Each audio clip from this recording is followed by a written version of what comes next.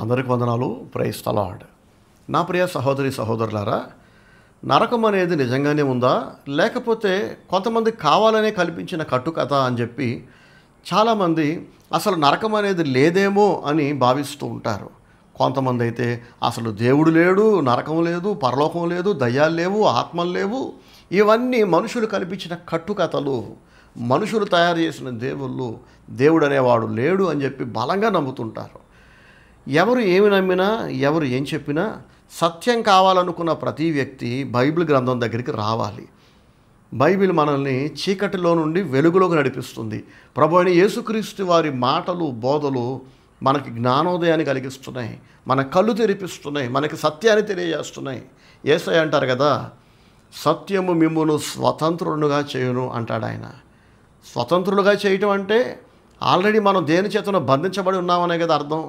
అబద్ధాల చేత మనుషులు బంధించబడి ఉన్నారు. మూఢనమ్మకాలు, ఇలా రకరకాల పిచ్చి నమ్మకాల చేత, భయాల చేత మనుషులు బంధించబడి ఉన్నారు. ఈ అన్ని రకాల బంధకాల నుండి, జన్మ కర్మ పాపముల నుండి ప్రభు అయిన యేసుక్రీస్తు వారు మనల్ని బంధ విముక్తులు చేస్తున్నారు. Praise the lord. హల్లెలూయా. కాబట్టి నిజంగా నరకం ఉందా? చనిపోయాక మనుషులు ఎక్కడికి వెళ్తున్నారు? అసలు నరకాన్ని ఎవరు తయారు చేశారు? దేవుడు ప్రేమ అయి ఉన్నాడని రాస్తుంది కదా. మరి ప్రేమ అయి ఉన్న దేవుడు ఇంత కఠినమైన నరకాన్ని, క్రూరమైన నరక శిక్షను ఎందుకు పెట్టాడు మనుషులకి అనే విషయాలన్నీ నేను మీతో పంచుకోబోతున్నా. మనసు పెట్టి వినండి. మీ దగ్గర బైబిల్ ఉంటే మీ బైబిల్ తెరిచి నేను చదువుతున్న ఈ వాక్య భాగాలు మీరు కూడా చూడండి, ధ్యానించండి, గ్రహించండి. అలాగే ఎంతో శ్రమ కూర్చి ఈ సందేశాలన్నీ మేము రికార్డ్ చేసి మీకు అందిస్తున్నాం. ఏదో ఆషామాషిగా ఆటకాయితనంగా అవ్వట్లేదు. చాలా కష్టపడితే ప్రతి వీడియో రికార్డ్ అయ్యి, ఎడిటింగ్ అయ్యి మీ దాకా వస్తుంది. మరి ఈ విలువైన సందేశాలు మీకు అర్థం కావాలంటే, వీటి వల్ల మీరు లాభపడాలి, మేలు పొందాలి, ఇంకా మెరుగైన భక్తి జీవితం మీరు బ్రతకాలంటే ఇవి చూశాక, విన్నాక మిగతా పనులన్నీ ఆపేసి అప్పుడు ఈ సందేశాలు చూడండి. వేరు వేరు పనులు చేసుకుంటూ ఈ సందేశాలు వినకండి. ఇప్పుడు కొంత, రేపు కొంత, ముక్కలు ముక్కలుగా వినకండి. అర్థమవుతుంది కదండి. ఒకేసారి వన్ సిట్టింగ్లోనే మొత్తం వినేయండి ఈ సందేశాన్ని. అప్పుడు మీరు మరింత మెరుగైన భక్తులుగా, మరింత మెరుగైన వ్యక్తులుగా మారతారు. మీ భక్తి వల్ల మీకు ఉపయోగం, దేవునికి మహిమ. మీరు దీవించబడితే ఈ సందేశాల వలన, మీరు ఇంకా భక్తిగా మారితే, మీరు ఆత్మీయంగా ఎదిగితే, ఈ సందేశాలు విని మీ జీవితాన్ని ఆర్థికంగా మీరు క్రమశిక్షణలో పెట్టుకోగలిగితే, ఫైనాన్షియల్గా మీరు బ్లెస్ అయితే కనుక తిరిగి మమ్మల్ని బలపరచండి. నేను మిమ్మల్ని బలపరుస్తున్న ఈ సందేశాల వలన, పాటల వలన, ఈ ఛానల్ ద్వారా మీరు కూడా మేలు పొందితేనే, మేలు పొందకపోతే అక్కర్లేదు. చిచ్చి అసలు ఈ పాటల వల్ల, ఈ స్టీవెన్ బ్రదర్ వల్ల, ఈ ప్రసంగాల వల్ల నాకైతే ఏ మేలు కలగల, నేనేం బలపడల, నేను ఆత్మీయంగా ఎదగలేదు అనుకుంటే ఓకే, నో ప్రాబ్లం. కానీ ఒకవేళ ఈ సందేశాలు మిమ్మల్ని ఆదరిస్తున్నట్లయితే, మీలో దేవుని భయాన్ని కలిగిస్తున్నట్లయితే, మీ పట్ల భక్తిని పుట్టిస్తున్నట్లయితే, మీ హృదయంలో మీ కుటుంబాన్ని వాక్యానుసారంగా కట్టుకోవడానికి ఈ సందేశాలు మీకు ఉపయోగపడితే, మిమ్మల్ని మీరు సరి చేసుకోవడానికి దేవుని సన్నిధిలో మీకు ఉపయోగపడుతున్నాయని మీరు భావిస్తే, మరి నేను మీకు మేలు చేసినట్టే కదా. మీరు కూడా మేలు చేయండి. హాయ్ అంటే తిరిగి హాయ్ అంటాం కదా, బాయ్ చెప్తే బాయ్ చెప్తాం కదా. మరి మేలు చేసిన వాళ్ళకు మేలు చేయాలి, ఆదరించిన వాళ్ళను ఆదరించాలి.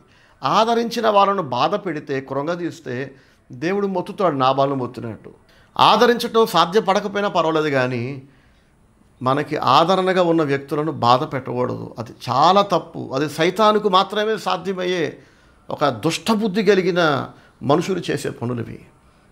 మనకి మేలు చేస్తున్న వ్యక్తులకు మేలు చేయాలి, ఆదరిస్తున్న వారిని చేతనైతే ఆదరించాలి. కానీ తిరిగి వాళ్ళని కృంగతీయకూడదు, బాధ పెట్టకూడదు, మానసికంగా కృంగతీయకూడదు. మేలు చేసిన వాళ్ళకి మేలు చేయడం చేతకపోతే కీడు మాత్రం చేయకూడదు. ఇవి ప్రత్యేకంగా వాళ్ళు ఎందుకు చెప్తున్నానంటే, ఒకవైపు దేవుని నమ్ముకున్నామని చెప్పుకుంటూ, బైబిల్ చదువుతున్నామని చెప్పుకుంటూ, సేవ చేస్తున్నామని చెప్పుకుంటూ, మేలు చేసిన వాళ్ళకి కీడు చేయటం, మీకు ఎంతో ఆదరణగా, మీ కష్టకాలంలో మీరు ఎప్పుడు ఫోన్ చేసినా, ఎన్నిసార్లు కాల్ చేసినా ప్రేమగా పలకరించి, మిమ్మల్ని బలపరిచి, మిమ్మల్ని ఆదరించి, మీకు అండగా నిలబడ్డ ఒక దైవజనుడిని తిరిగి న్యాయంగా అయితే అసలు ఖచ్చితంగా ఆదరించాలి, ఖచ్చితంగా బలపరచాలి, ఉపయోగపడాలి. కానీ కొంతమంది మహానుభావులు దేవుని నమ్ముకున్నాం అంటారు, బైబిల్ చదువుతున్నాం అంటారు, ప్రార్థన చేస్తున్నాం అంటారు, సేవ చేస్తున్నాం అంటారు. హిందువులు కూడా పాటించే మినిమం మేనర్స్, మినిమం తక్కువలో తక్కువ కనీసం మినిమం విలువలు ఉంటాయి చూసారా, అవి పాటించరు. వాళ్ళకే విలువలు లేకపోతే వీళ్ళు ఎవరికేం వాక్యం బోధిస్తారు చెప్పండి? ఎంతో కష్టకాలంలో మీరున్నప్పుడు పాస్టర్ గారు మిమ్మల్ని ఆదరించి బలపరిచి మీకు అండగా నిలబడితే ఆ పాస్టర్ గారిని ఎప్పుడెప్పుడు కృంగతీద్దామా, ఎప్పుడెప్పుడు అవమానిద్దామా, బాధ పెడదామా అని కాచుకు కూర్చుంటే అది సైతాను బిడ్డల లక్షణం అవుతుంది, అది దేవుని బిడ్డల లక్షణం కాదు. సరే, అలా చేసిన వాళ్ళ అంతం ఏమవుతుందంటే నాబాలుకు పట్టిన గతి పడుతుంది. నాబాలుకి దావీదు ఎంతో మేలు చేశాడు, కానీ నాబాలు మేలు చేసిన దావీదు ఎవరో తెలియనట్టు అతన్ని పరాయి వ్యక్తిలాగా అతన్ని చూశాడంట, అతనితో ప్రవర్తించాడంట. దావీదుకి ఎందుకు కోపం వచ్చింది, దావీదుకి బాధ కలిగింది. దావీదు నాబాలుకి ఏదో కీడియేద్దాం అనుకున్నాడు, కానీ ఈలోపే దేవుడు నాబాలును మొత్తేను, వాడు చచ్చునని రాస్తుంది. దేవుని సేవలో ఎంతో ప్రేమగల విశ్వాసాలు నేను చూస్తుంటా. తిరిగి నన్ను ప్రేమిస్తారు, తిరిగి నన్ను బలపరుస్తారు, నన్ను ఎంతో ఆదరిస్తారు. నన్ను, నా భార్య పిల్లలను వాళ్ళ సొంత కుటుంబీకుల్లాగా సొంతం చేసుకునే వాళ్ళని నేను చూసా. కానీ అప్పుడప్పుడు అక్కడక్కడ కొంతమంది మరి వాళ్ళకి ఏం దయ్యం పడుతుందో తెలియదు, ఏ సైతాన్ని నెత్తి మీద కూర్చుంటాడో తెలియదు, దేవుడు తెలియదా, వాక్యం తెలియదా అంటే అన్నీ తెలుసు 10 మందికి చెప్పేటోళ్ళే. తప్పు కదా. సరే, కాబట్టి ఈ వాక్యం చెప్పేటప్పుడు చెప్పాలనిపించింది. ఒకవేళ మీరు బలపడుతున్నారు, దీవించబడుతున్నారు అనుకుంటే తిరిగి బలపరచండి. ఒకవేళ బలపరిచే ఉద్దేశం మీకు లేకపోతే కనీసం మౌనంగా ఉండండి. బాధ పెట్టి కృంగదీసి బలహీనపరిచే మాటలు పనులు మాత్రం చేయకండి. మీ వలన నేను బలపడితే మీకు ఆశీర్వాదం, మీ వలన నేను సంతోషంగా ఉంటే ఇంకెక్కువ పాటలు వాక్యాలు చెప్తా. మీ వలన నా మనసు గాయపడితే, నేను కృంగిపోతే, నేను బలహీనపడితే అందుకు కారణం మీరైతే మాత్రం మీ మాటలు, మీ చేష్టలు, మీ ప్రవర్తన కారణమైతే, నా పట్ల మీ ప్రవర్తన కారణంగా నేను కృంగిపోతే పాటలు రికార్డింగ్ చేయలేను, వాక్యం చెప్పలేను, దేవుని సేవ కుంటుపడుతుంది. ఆ శాపం మీ నెత్తి మీద ఉండదా, మీ పిల్లల మీద ఉండదా, మీ ఇంటి మీద ఉండదా? దేవుడు దీవిస్తే కృతజ్ఞత కలిగి ఉండాలి దేవుని పట్ల, దైవజనుడి పట్ల. అంతే తప్ప దైవజనుడిని కృంగదీస్తే మీరు దేవునితో పోరాడిన వాళ్ళు అవుతారు. దేవుడు తగులుకుంటాడు మిమ్మల్ని ఇక తనడానికి. సరే, కాబట్టి చేతనైతే మేలు చేయండి, లేదా మౌనంగా ఉండండి. కీడు మాత్రం చేయకండి, ఏ రూపంలోనూ చేయకండి. అది విత్తనంగా మారి మీకు పంటను ఇస్తుంది. కీడే కోస్తారు మీరు. మీ ఇంట ఉదయం లేచింది మొదలుకొని రాత్రి పడుకునేదాకా 365 రోజులు మీరు చచ్చేదాకా రోజు ఎందుకు బతుకున్నామా అని కుమిలిపోతూ బతికే పరిస్థితులు వస్తాయి మీకు. ఎందుకంటే సిన్సియర్గా దేవుని సేవ చేస్తున్న ఒక దైవజనుడిని మీరు బాధ పెడితే దానికి మూల్యం చెల్లిస్తారు, పంట కోస్తారు ఖచ్చితంగా. నేనేదో ఉద్యోగం చేసుకుంటూ పార్ట్ టైం సేవ చేయట్లా, నా భార్య చేత జాబ్ చేపిస్తూ నేను సేవలో ఉండట్లేదు. అంటే నా భార్య వల్ల నాకేం ఆదాయం రావట్లే, ఆమె కూడా నాతో సేవలో ఉంది. 2 చేతుల సంపాదిస్తారు కొంతమంది. భార్య ఉద్యోగం, భర్త ఏమో దేవుని సేవ.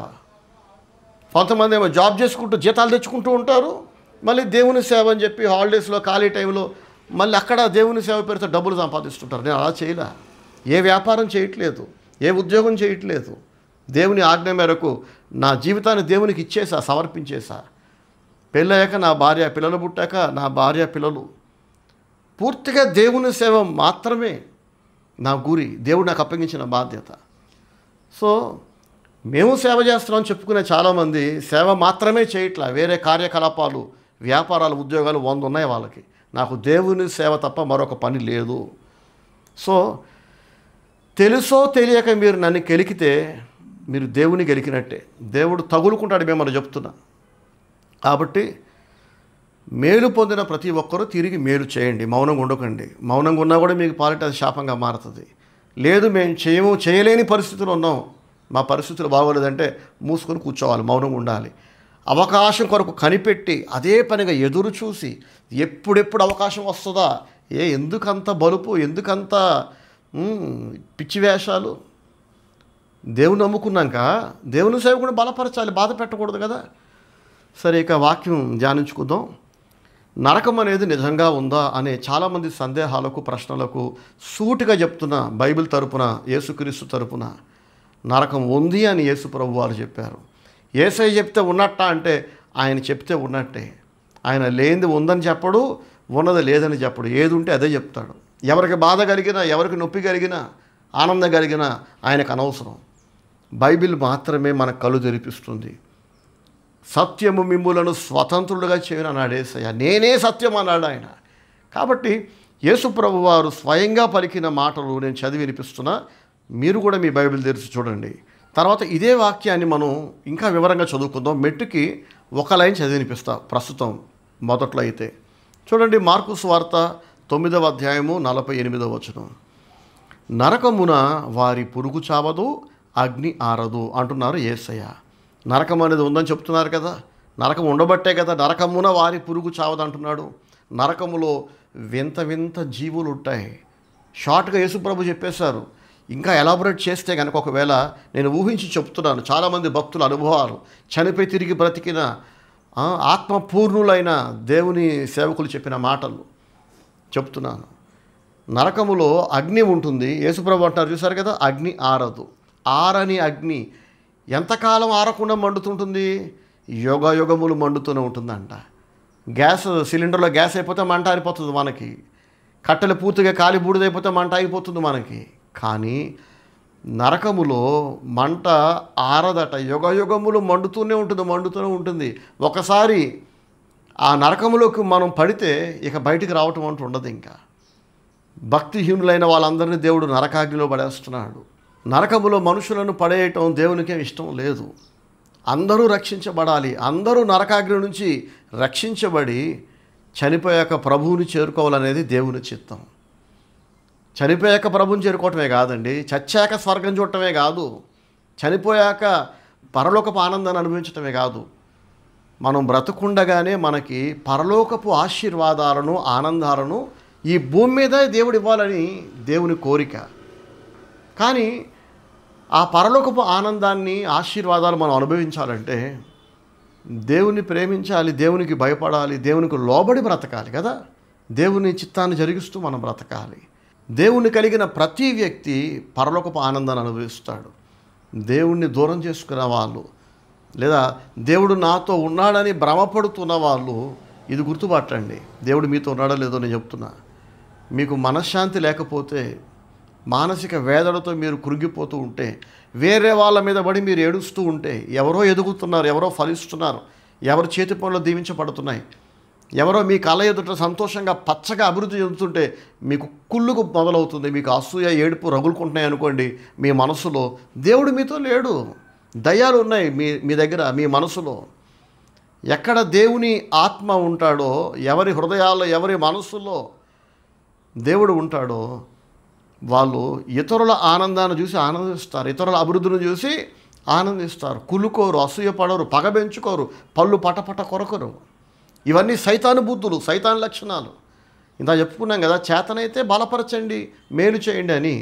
ఎందుకు చెప్పాల్సి వచ్చిందంటే, చాలామంది మేలు చేయకపోగా దేవుని చేత బలంగా వాడబడుతున్న, అందరికీ మేలు చేస్తున్న నాలాంటి సేవకులను కూడా సైతాను ప్రతినిధులుగా మారి నన్ను కృంగదీసే పనులు చేస్తున్నారు. సరే, మొదటిసారి షాక్ తింటాం, వీళ్ళు ఇలా కూడా చేయగలరా, ఇంత దిగజారగలరా అని మొదటిసారి షాక్ తింటాం, బాధపడతాం. ఓకే, వీళ్ళు దేవుని పిల్లలు కాదు, దేవుని పిల్లలు అయితే ఇలా చేయరు, సైతాను సంబంధులు, దుష్ట సంబంధులు అని ఒకసారి అర్థమైన తర్వాత నెక్స్ట్ టైం బాధపడాం కదా. ఇంకా వాళ్ళ నుంచి మనం మంచి ఎక్స్పెక్ట్ చేయం కదా. మురిక్కాలవలో కంపు తప్ప ఏమొస్తుంది చెప్పండి. దేవుడు లేని మనుషుల దగ్గర అసూయ, కలహము, పగ, ఈర్ష్య, ద్వేషము ఇవే కనబడతాయి. కాబట్టి వాళ్ళకి నెమ్మది ఉండదు, సంతోషం ఉండదు. నరకములో మనుషులు పళ్ళు పటపట కొరుకుతారంట. అది వేదన పొందే స్థలం అంట. నరకములో ఏమేమైతే మనుషులు అనుభవిస్తారో, వేదన, బాధ, దుఃఖము, పళ్ళు పటపట కొరకటం, నొప్పి, ఆయాసం, అవన్నీ చాలామంది భూమి మీద బ్రతుకుండగానే అనుభవిస్తున్నారు. చాలా సందర్భాల్లో మనం వింటుంటాం కదా, నరకం అనుభవిస్తున్నా అని అంటుంటారు. నెమ్మది లేనప్పుడు, మనసులో నెమ్మది లేదు, సంతోషం లేనప్పుడు కొంతమంది వాడుతుంటారు నరకం అనుభవిస్తున్నానని. కొన్నిసార్లు తీరని అనారోగ్యాలు, ఎన్ని మందులు వాడినా, ఎంతమంది డాక్టర్లు మార్చినా, ఎన్ని హాస్పిటల్ చుట్టూ తిరిగినా కొన్ని జబ్బులకు స్వస్థత దొరకనప్పుడు కొంతమంది చచ్చిపోతే బాగుండు కదా ఇలాంటి బ్రతికే కంటే అని చావును కోరుకుంటూ ఉంటారు. చావేమో రాదు, పోనీ హెల్తీగా బ్రతుకుదామంటే ఆరోగ్యం కూడా రాదు. ఈ అనారోగ్యంతో కూడిన జీవితం జీవించటానికి బాధపడుతూ వాళ్ళు పలికే మాటలు, నరకం అనుభవిస్తున్నాను బ్రదర్, నేను చావాలనుంది బ్రదర్, కనీసం దేవుడు నా ప్రాణం తీసుకోవాలని ప్రార్థన చేయండి బ్రదర్ అని అడుగుతూ ఉంటారు. అసలు ఎందుకు ఈ దుస్థితి మీరు తెచ్చుకున్నారు? ఇంత వేదనకు కారణం ఏంటి? నా ప్రీవియస్ వీడియోస్ కూడా మీరు చూడండి. ఆరోగ్యం రాత్రికి రాత్రే పాడు కాదు. గుండె జబ్బైనా, కిడ్నీ ప్రాబ్లం అయినా, ఏ ప్రాబ్లం అయినా రాత్రికి రాత్రే రాదు. అనేక ఏండ్ల పాటు మనం తింటున్న పిచ్చి భోజనాలు, తినకూడని ఆహారాలు, అలాగే బ్యాడ్ లైఫ్ స్టైల్, వీటి వలన మనుషులు ఆర్థికంగా దెబ్బతింటున్నారు, పిల్లలకు అన్యాయం చేస్తున్నారు, పిల్లలకు ద్రోహం చేస్తున్నారు, పిల్లల గొంతు కోస్తున్నారు, వాళ్ళ ఆరోగ్యాన్ని నాశనం చేసుకుంటున్నారు, వారి సమయాన్ని వృధా చేసుకుంటున్నారు. ఇవన్నీ కూడా మళ్ళీ నిన్న మొన్న చేసిన తప్పుల వల్ల కాదు, కొన్ని ఏండ్లుగా చేస్తున్న తప్పులు, కొన్ని ఏండ్లుగా చేస్తున్న తప్పులే మళ్ళీ చేస్తూ రిపీట్ చేస్తూ మారు మనసు లేకుండా, పశ్చాత్తాపం లేకుండా, తప్పులు విడిచిపెట్టి బయటికి రాకుండా బ్రతికితే ఏమవుతుందంటే వేదనలే మిగులుతాయి. దేహములో జబ్బులు, మనసులో నెమ్మది ఉండదు, చేతిలో డబ్బులు ఉండవు, పిల్లల లైఫ్లో సెటిల్ అవ్వరు.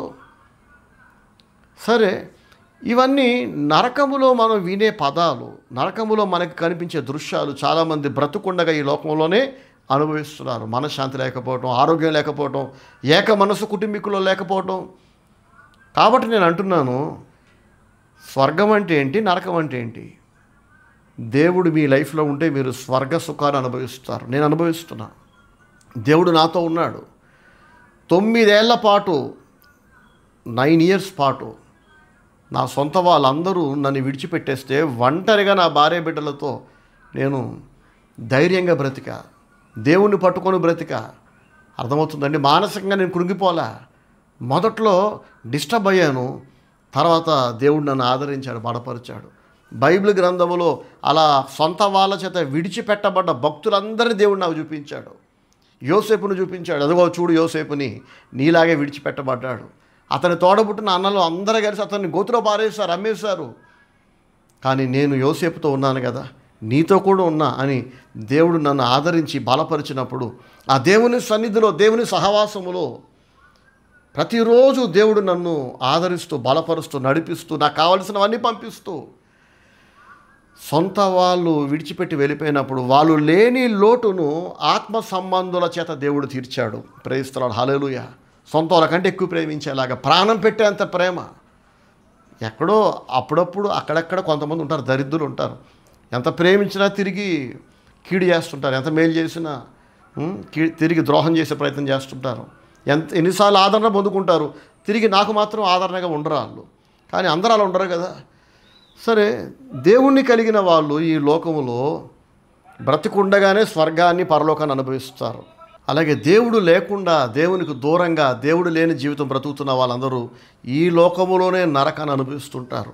నా ప్రియ సహోదరి సహోదరులారా, మీరు ఈ లోకంలో బ్రతుకుండగానే ప్రతిరోజు సంతోషంగా, మీకు కావలసినంత డబ్బు, మీ అవసరాలు తీరగా మిగులునంతగా, మీరు కొంతమందికి సాయం చేసేంతగా దేవుడు మీకు ఇస్తాడు. దేవుడు మీతో ఉంటే, మీరు దేవుడు చెప్పినట్టు బ్రతికితే, ఆయన వాక్యానుసారంగా బ్రతికితే, ఆయన నియమించిన కట్టడలను మీరు గౌరవిస్తే, ఆయన నియమించిన క్రమశిక్షణకు లోబడి మీరు బ్రతికితే మీకు ఏ లోటు ఉండదు. ఎక్కువ దేవుడు ఇవ్వకపోవచ్చు, కానీ తక్కువ అయితే మీకు ఉండదు. మీకు ఎంత కావాలంత ఇస్తాడు. మీ పిల్లలు సరిగ్గా వాళ్ళ లైఫ్లో ఎప్పుడెప్పుడు ఏది జరగాలో అది దేవుడు చేస్తేనే అవుతుంది. మనం పరిగెడితే ఏం కాదండి. బ్రదర్, మా పిల్లలకు చదువులు అయిపోయి ఉద్యోగం రావట్లా, ప్రార్థన చేయండి, ప్రార్థన చేయండి అంటారు చాలామంది. నేను ఎంత ప్రార్థన చేసినా అక్కడే వాళ్ళకి జాబ్స్ రావు. ఏంటి సంగతి అంటే, వీళ్ళు దేవుని మీద ఆధారపడకుండా, దేవునికి భయపడకుండా, దేవునికి లోపడకుండా నాకు మొరపెడుతుంటారు, నాకు ఫోన్లు చేస్తుంటారు, ప్రార్థన చేయండి బ్రదర్, ప్రార్థన చేయండి బ్రదర్, జాబులు కావాలని. కొంతమంది ఏమో పెళ్లి కావాలని ప్రార్థన చేయండి అంటుంటారు. ఒక్కోసారి ఆలస్యం అయిపోతుందని చెప్పి కంగారుగా, అమ్మో బంధువులు లోకు చేస్తున్నారు, ఫ్రెండ్స్ లోకు చేస్తున్నారు, పెళ్లి వయసు దాటిపోతుందని చెప్పి కంగారుగా ఆగమేఘాల మీద ముందు వెనక ఆలోచించకుండా ఏదో ఒక సంబంధం చేసేస్తారు. ఆ తర్వాత నుంచి అనవసరంగా చేసామని ఏడుస్తుంటారు. దీని బదులు పెళ్లి చేయకపోతే బాగుండు కదా అని ఏడుస్తుంటారు కొంతమంది. సో చదువు పూర్తయిన పిల్లలకి మంచి జాబ్స్ రావాలి వెంటనే, పెళ్లి వయసు వచ్చిన పిల్లలకి మంచి సంబంధాలు సెటిల్ అవ్వాలి. కానీ ఇవన్నీ ఎవరు చేయాలి? నాకు ఫోన్ చేస్తే నేనేమన్నా మ్యాజిక్ చేయగలనా? మీరు భక్తిహీనంగా బతుకుతూ, మీకు ఒక పద్ధతి పాడు లేకుండా అడ్డగోలుగా మీరు బ్రతుక్కుంటూ, వాక్య వ్యతిరేకంగా దేవుడు నియమించే క్రమశిక్షణ లేకుండా మీరు బతికితే నేనేం చేయగలను, మీరు మాత్రం ఏం చేయగలరు? పరిగెడితే పనులు కావు, డబ్బులు పారేస్తే పనులు అవ్వవు. అర్థమవుతుందండి? అప్పులు పెరుగుతాయి తప్ప పనులు అవ్వవు. సో మరణించినాక నరకాగ్ని నుంచి కాపాడబడటమే కాదు, బతికుండగా కూడా నరకపు వేదన ఎవరు మీ దేహాల్లో కానీ, మీ ఫైనాన్సెస్లో కానీ, మీ ఫ్యామిలీస్లో కానీ అనుభవించకూడదని నేను కోరుకుంటున్నా. ఆమెనందామా? ఈ వాక్యం వింటున్న ప్రతి ఒక్కరూ మరణించినాక ప్రభువును చేరుకోవాలి, నరకాగ్ని నుంచి రక్షించబడాలి. అయితే బ్రతికుండగానే ఆ పరలోకపు ఆనందము, ఆదరణ, స్వస్థత, మంచి ఆరోగ్యము, సకల ఆశీర్వాదాలు, దేవుడి పిల్లలు ఇస్తే పిల్లల విషయం, మీ చేతి పనులు, మీ చేతి ఉద్యోగం ఒకటేంటి, మీరు ఏది తీసుకున్నా సరే అది పచ్చగా నూరంతులుగా ఫలించేలా ఉండాలని నేను కోరుకుంటున్నా. అలా జరగాలంటే కనుక మీరు ఫస్ట్ ప్లేస్ దేవునికి ఇవ్వండి, దేవునికి భయపడండి, రోజు బైబిల్ చదవండి, ప్రార్థన చేసుకోండి, ఎవ్రీ సండే వర్షిప్కి అటెండ్ అవ్వండి, దేవుని సేవలో సంఘ కాపరిని బలపరచండి, సేవలో సహాయపడండి. నరకము గురించి యేసు ప్రభు వారు పలికిన మరొక వాక్యం కూడా నేను మీకు చదివి వినిపిస్తాను. చూడండి, మత్తయి సువార్త 13వ అధ్యాయము 41వ వచనం నేను చదువుతున్నా. చూడండి, మనుష్య కుమారుడు తన దూతలను పంపును, వారు ఆయన రాజ్యములో నుండి ఆటంకములగు సకలమైన వాటిని దుర్నీతి పరులను సమకూర్చి అగ్నిగుండములో పడవేయుదురు, అక్కడ ఏడ్పును పండ్లు కొరుకుటయు ఉండును. ఇంతకేం చదువుకున్నాం? నరకమున పురుగు చావదు, అగ్ని ఆరదు. అగ్ని ఆరకుండా యుగయుగములు మండుతూనే ఉంటుందని చెప్పుకున్నాం కదా. అలాగే విచిత్రమైన పురుగులు ఉంటాయి, కీటకాలు ఉంటాయి. ఆ కీటకాలను, పురుగులను అగ్ని కూడా కాల్చలేదు. ఫైర్ రెసిస్టెంట్ అన్నమాట అవన్నీ. ఒకవైపు మంట ఏమో భక్తిహీనులు కాలుతూ ఉంటుంది, కానీ ఆ మంటలు ఈ పురుగులు చావబలి. ఆ పురుగులు నరకములో భక్తిహీనులను, ఆ నరకములో పడిత్రోయబడ్డ వారిని వేధించడానికే దేవుడు సృష్టించిన స్పెషల్ పురుగులు అన్నమాట. సో అక్కడ పురుగులు ఉంటాయి. ఇప్పుడు యేసుప్రభు మరొక చోట చెప్తున్నారు, మత్తయి సువార్త 13:41లో దేవుడు తన దూతలను పంపిస్తాడంట. వాళ్ళు ఏం చేస్తారట? రాజ్యములో నుండి ఆటంకములకు సకలమైన వాటిని, దుర్నీతి పరులను సమకూర్చి అగ్నిగుండములో పడేస్తారు. అగ్నిగుండములో ఎవరెవరిని పడేస్తాడట? ఆటంకములకు సకలమైన వాటిని, దుర్నీతి పరులను సమకూర్చి అగ్నిగుండములో పడవేయుదురు. ఆటంకాలు కలిగించే వాళ్ళు ఉంటారు చాలామంది. ఇంత చెప్పుకున్నాం. చేతికి మట్టి అంటకుండా చంపేయాలని చాలామంది క్రిమినల్స్ పన్నాగాలు పన్నుతుంటారు, ప్లాన్లు వేస్తుంటారు. అలాగే నేరుగా వచ్చి ఎదురుగా ఎవరు దూషించకపోయినా, తిట్టకపోయినా, కొట్టకపోయినా చాలా తెలివిగా, అది సడన్గా అయితే అలా అవ్వదు. అర్థమవుతుందండి? యాక్సిడెంటల్గా జరిగితే అలా జరగదు. ఎన్నో ఏండ్లుగా ఆలోచించి, ఎదురు చూసి, ప్లాన్ చేసి ఒక వ్యక్తిని బాధ పెట్టాలి, కురంగ తీయాలి. ఒక్క మాట తిట్టేమన్న పేరు ఉండకూడదు, కొట్టేమన్న పేరు ఉండకూడదు, కానీ చావు దెబ్బ కొట్టినంత పని చేయాలి, అవమానించాలి, కృంగదీయాలి. ఒకవేళ ఆ కృంగదీయాలనుకుని ఎవరి గురించి ప్లాన్ వేస్తున్నారో నాలాంటి సేవకుడిని అనుకోండి, మామూలు మనుషులు ఎవరు అలా చేయరు కదా, సైతాన్ చేస్తాడు అలాగా. నన్ను నిరాశపరచాలి, కృంగదీయాలని సైతానికి ఉంటుంది, అది సైతాన్ టార్గెట్. సో దుష్ట సంబంధులు, ఇలాంటి వాళ్ళందరినీ దేవుడు అంటున్నాడు, ఆటంకములకు సకలమైన వాటిని, దుర్నీతి పరులను సమకూర్చి అగ్నిగుండములో పడవేస్తారట. నా ప్రియ సహోదరి సహోదరులారా, దేవుని సేవలో సహకరించకపోతే ఏం కాదని చాలామంది అనుకుంటున్నారు, కానీ అది తప్పు. సమకూర్చని ప్రతివాడు చెదరగొట్టువాడే అన్నాడు యేసయ్య. ప్రతి వ్యక్తి దేవుని సేవలో సహకరించాలి. దైవజనుడితో దేవుని సేవలో వాళ్ళు కూడా భాగస్థులు అవ్వాలి. మీరు దేవుడు చేస్తున్న పనిలో దైవజనుడితో పాటు మీరు కూడా సహకరించాలి, ఇన్వాల్వ్ అవ్వాలి. మేమేం పని చెడగొట్టట్లేదండి, మేమేం సహకరించట్లేదు, అలాగని చెడగొట్టట్లేదు. మేము న్యూట్రల్ పీపుల్. మేము మీకు మేలు చేయము, కీడు చేయము, మౌనంగా ఉంటున్నాం అంతే. అంటే దేవుడు అంటాడు, సహకరిస్తున్న వాళ్ళందరూ నా ప్రజలు, మౌనంగా ఉన్న వాళ్ళందరూ సైతాను సంబంధులు. మీ మౌనం వలన దేవుని పని సమర్థవంతంగా జరగట్లేదు. మీ మౌనం వలన సాతానికి మేలవుతుంది. కనుక మౌనంగా ఉన్న ప్రతి వ్యక్తి కూడా సైతాను సంబంధులే. మౌనంగా ఉండకండి. మీ మౌనం దేవునికి మహిమ కలగనప్పుడు, దేవుని సేవలో పనికిరానప్పుడు నేను న్యూట్రల్గా ఉన్నా అని మీరు చెప్పుకుంటే, యేసుప్రభు అంటున్నాడు కదా, సమకూర్చొని ప్రతివాడు చెదరగొట్టువాడే అంటున్నాడు. సో దుర్నీతి పరులందరినీ సమకూర్చి అగ్నిగుండంలో దేవుడు వేసేస్తున్నాడట. మరొక మాట చూడండి, అసలు మనుషులను దేవుడు ఎందుకు నరకంలో పడేసే పరిస్థితి వస్తుందనంటే, అగ్నిగుండం అనేది లేదా నరకం అనేది దేవుడు తయారు చేసింది పడిపోయిన దేవదూతల కోసం అండి, విశ్వాసుల కొరకు కాదు, మనుషుల కొరకు కాదు. ఆ వాక్యం కూడా నేను చదివి వినిపిస్తాను మీకు, చూడండి ఒకసారి. మత్తయి సువార్త 25వ అధ్యాయము 31 నుండి 46 వరకు మీరు తర్వాత చదువుకోండి. మెట్టుకు ఇప్పుడు నేను ఒకే ఒక వాక్యం చదివి వినిపిస్తున్నా. మత్తయి సువార్త 25వ అధ్యాయము 41వ వచనం చదువుతున్నా. అప్పుడు ఆయన ఎడమ వైపున ఉండు వారిని చూచి, శపింపబడిన వారలారా, నన్ను విడిచి అపవాదికిని వాని దూతలకును సిద్ధపరచబడిన నిత్యాగ్నిలోనికి పోవుడి అని అంటాడట. తీర్పు రోజున దేవుడు ప్రజలందరినీ 2 భాగాలు చేస్తాడు. ప్రజలందరినీ అంటే దేవుని నమ్ముకున్నావు అని చెప్పుకున్న ప్రజలని. తీర్పు అందరికీ కాదు కదండి. అసలు దేవుడు అంటే విశ్వాసం లేని వాళ్ళు అసలు దేవుడినే చేరుకోరు. ఇంకా దేవుడు మాకొద్దు అని చెప్పి దేవుడిని రిజెక్ట్ చేసుకుని ఉంటారు కదా, ఇక వాళ్ళకి తీర్పే ముందు నేరుగా నరకానికి వెళ్ళిపోతాడు. కానీ దేవుని నమ్ముకున్నామని చెప్పుకుంటూ లోకస్తుల్లో బతుకుతుంటారు కొంతమంది, అడ్డగోలుగా బతుకుతుంటారు. చెప్పుకోవడానికి విశ్వాసులే, చేస్తుంది దేవుని సేవే, చేసేవని సైతాను పనులు, వాక్యానికి వ్యతిరేకమైన పనులు. ఇంత చెప్పాం కదా, దేవుని ప్రేమించి వాక్యానుసారంగా బ్రతికే వాళ్ళ దగ్గర విలువలు ఉంటాయి, మర్యాదలు ఉంటాయి, ప్రేమలు, ఆప్యాయతలు ఉంటాయి. ఎవరైనా బాగుపడుతుంటే సంతోషపడతారు, చేతనైతే బలపరుస్తారు, లేదా బలపరచడం సాధ్యం కాకపోతే కనీసం చప్పట్లు కొడతారు, కంగ్రాట్స్ చెప్తారు, విష్ చేస్తారు. అలా కాకుండా దేవుని బిడ్డలను చెప్పుకుంటూ, బాప్తిసం తీసుకొని బైబిల్ చదువుకుంటూ, కొంతమంది దరిద్రులు అయితే సేవ చేస్తున్నామని చెప్పుకుంటూ కనీస విలువలు ఉండవండి, కనీస మర్యాదలు ఉండవు, అన్యులు పాటించే విలువలు మర్యాదలు కూడా ఉండవు. మరి వీళ్ళు ఎలా దేవుని బిడ్డలు అవుతారు? దేవుడు తెలియని అన్యజనులు పాటించే మర్యాదలు, పద్ధతులు కూడా చేతగాని వ్యక్తులు దేవుని బిడ్డలు కాలేరు కదా. సో తీర్పు రోజున నిజమైన విశ్వాసులను, దొంగ విశ్వాసులను దేవుడు వేరు చేస్తాడంట. వేరు చేసేసి విశ్వాసులందరినేమో మెచ్చుకొని బహుమానాలు ఇచ్చి, గొప్ప గొప్ప అధికారాలు వాళ్ళకి ఇచ్చి తనతో పాటు పరలోక రాజ్యం దేవుడు తీసుకెళ్తాడంట. అయితే భక్తిహీనులైన వాళ్ళు ఉన్నారు కదా, ఎవరైతే దేవుడి పేరు చెప్పుకుంటూ, విశ్వాసం మనం చెప్పుకుంటూ, బైబిల్ చదువుతున్నాం చెప్పుకుంటూ, ప్రార్థన చేస్తున్నాం, దేవుని సేవ చేస్తున్నాం చెప్పుకుంటారు. చెప్పడం చాలా తేలిక, కానీ జరిగించరు కదా.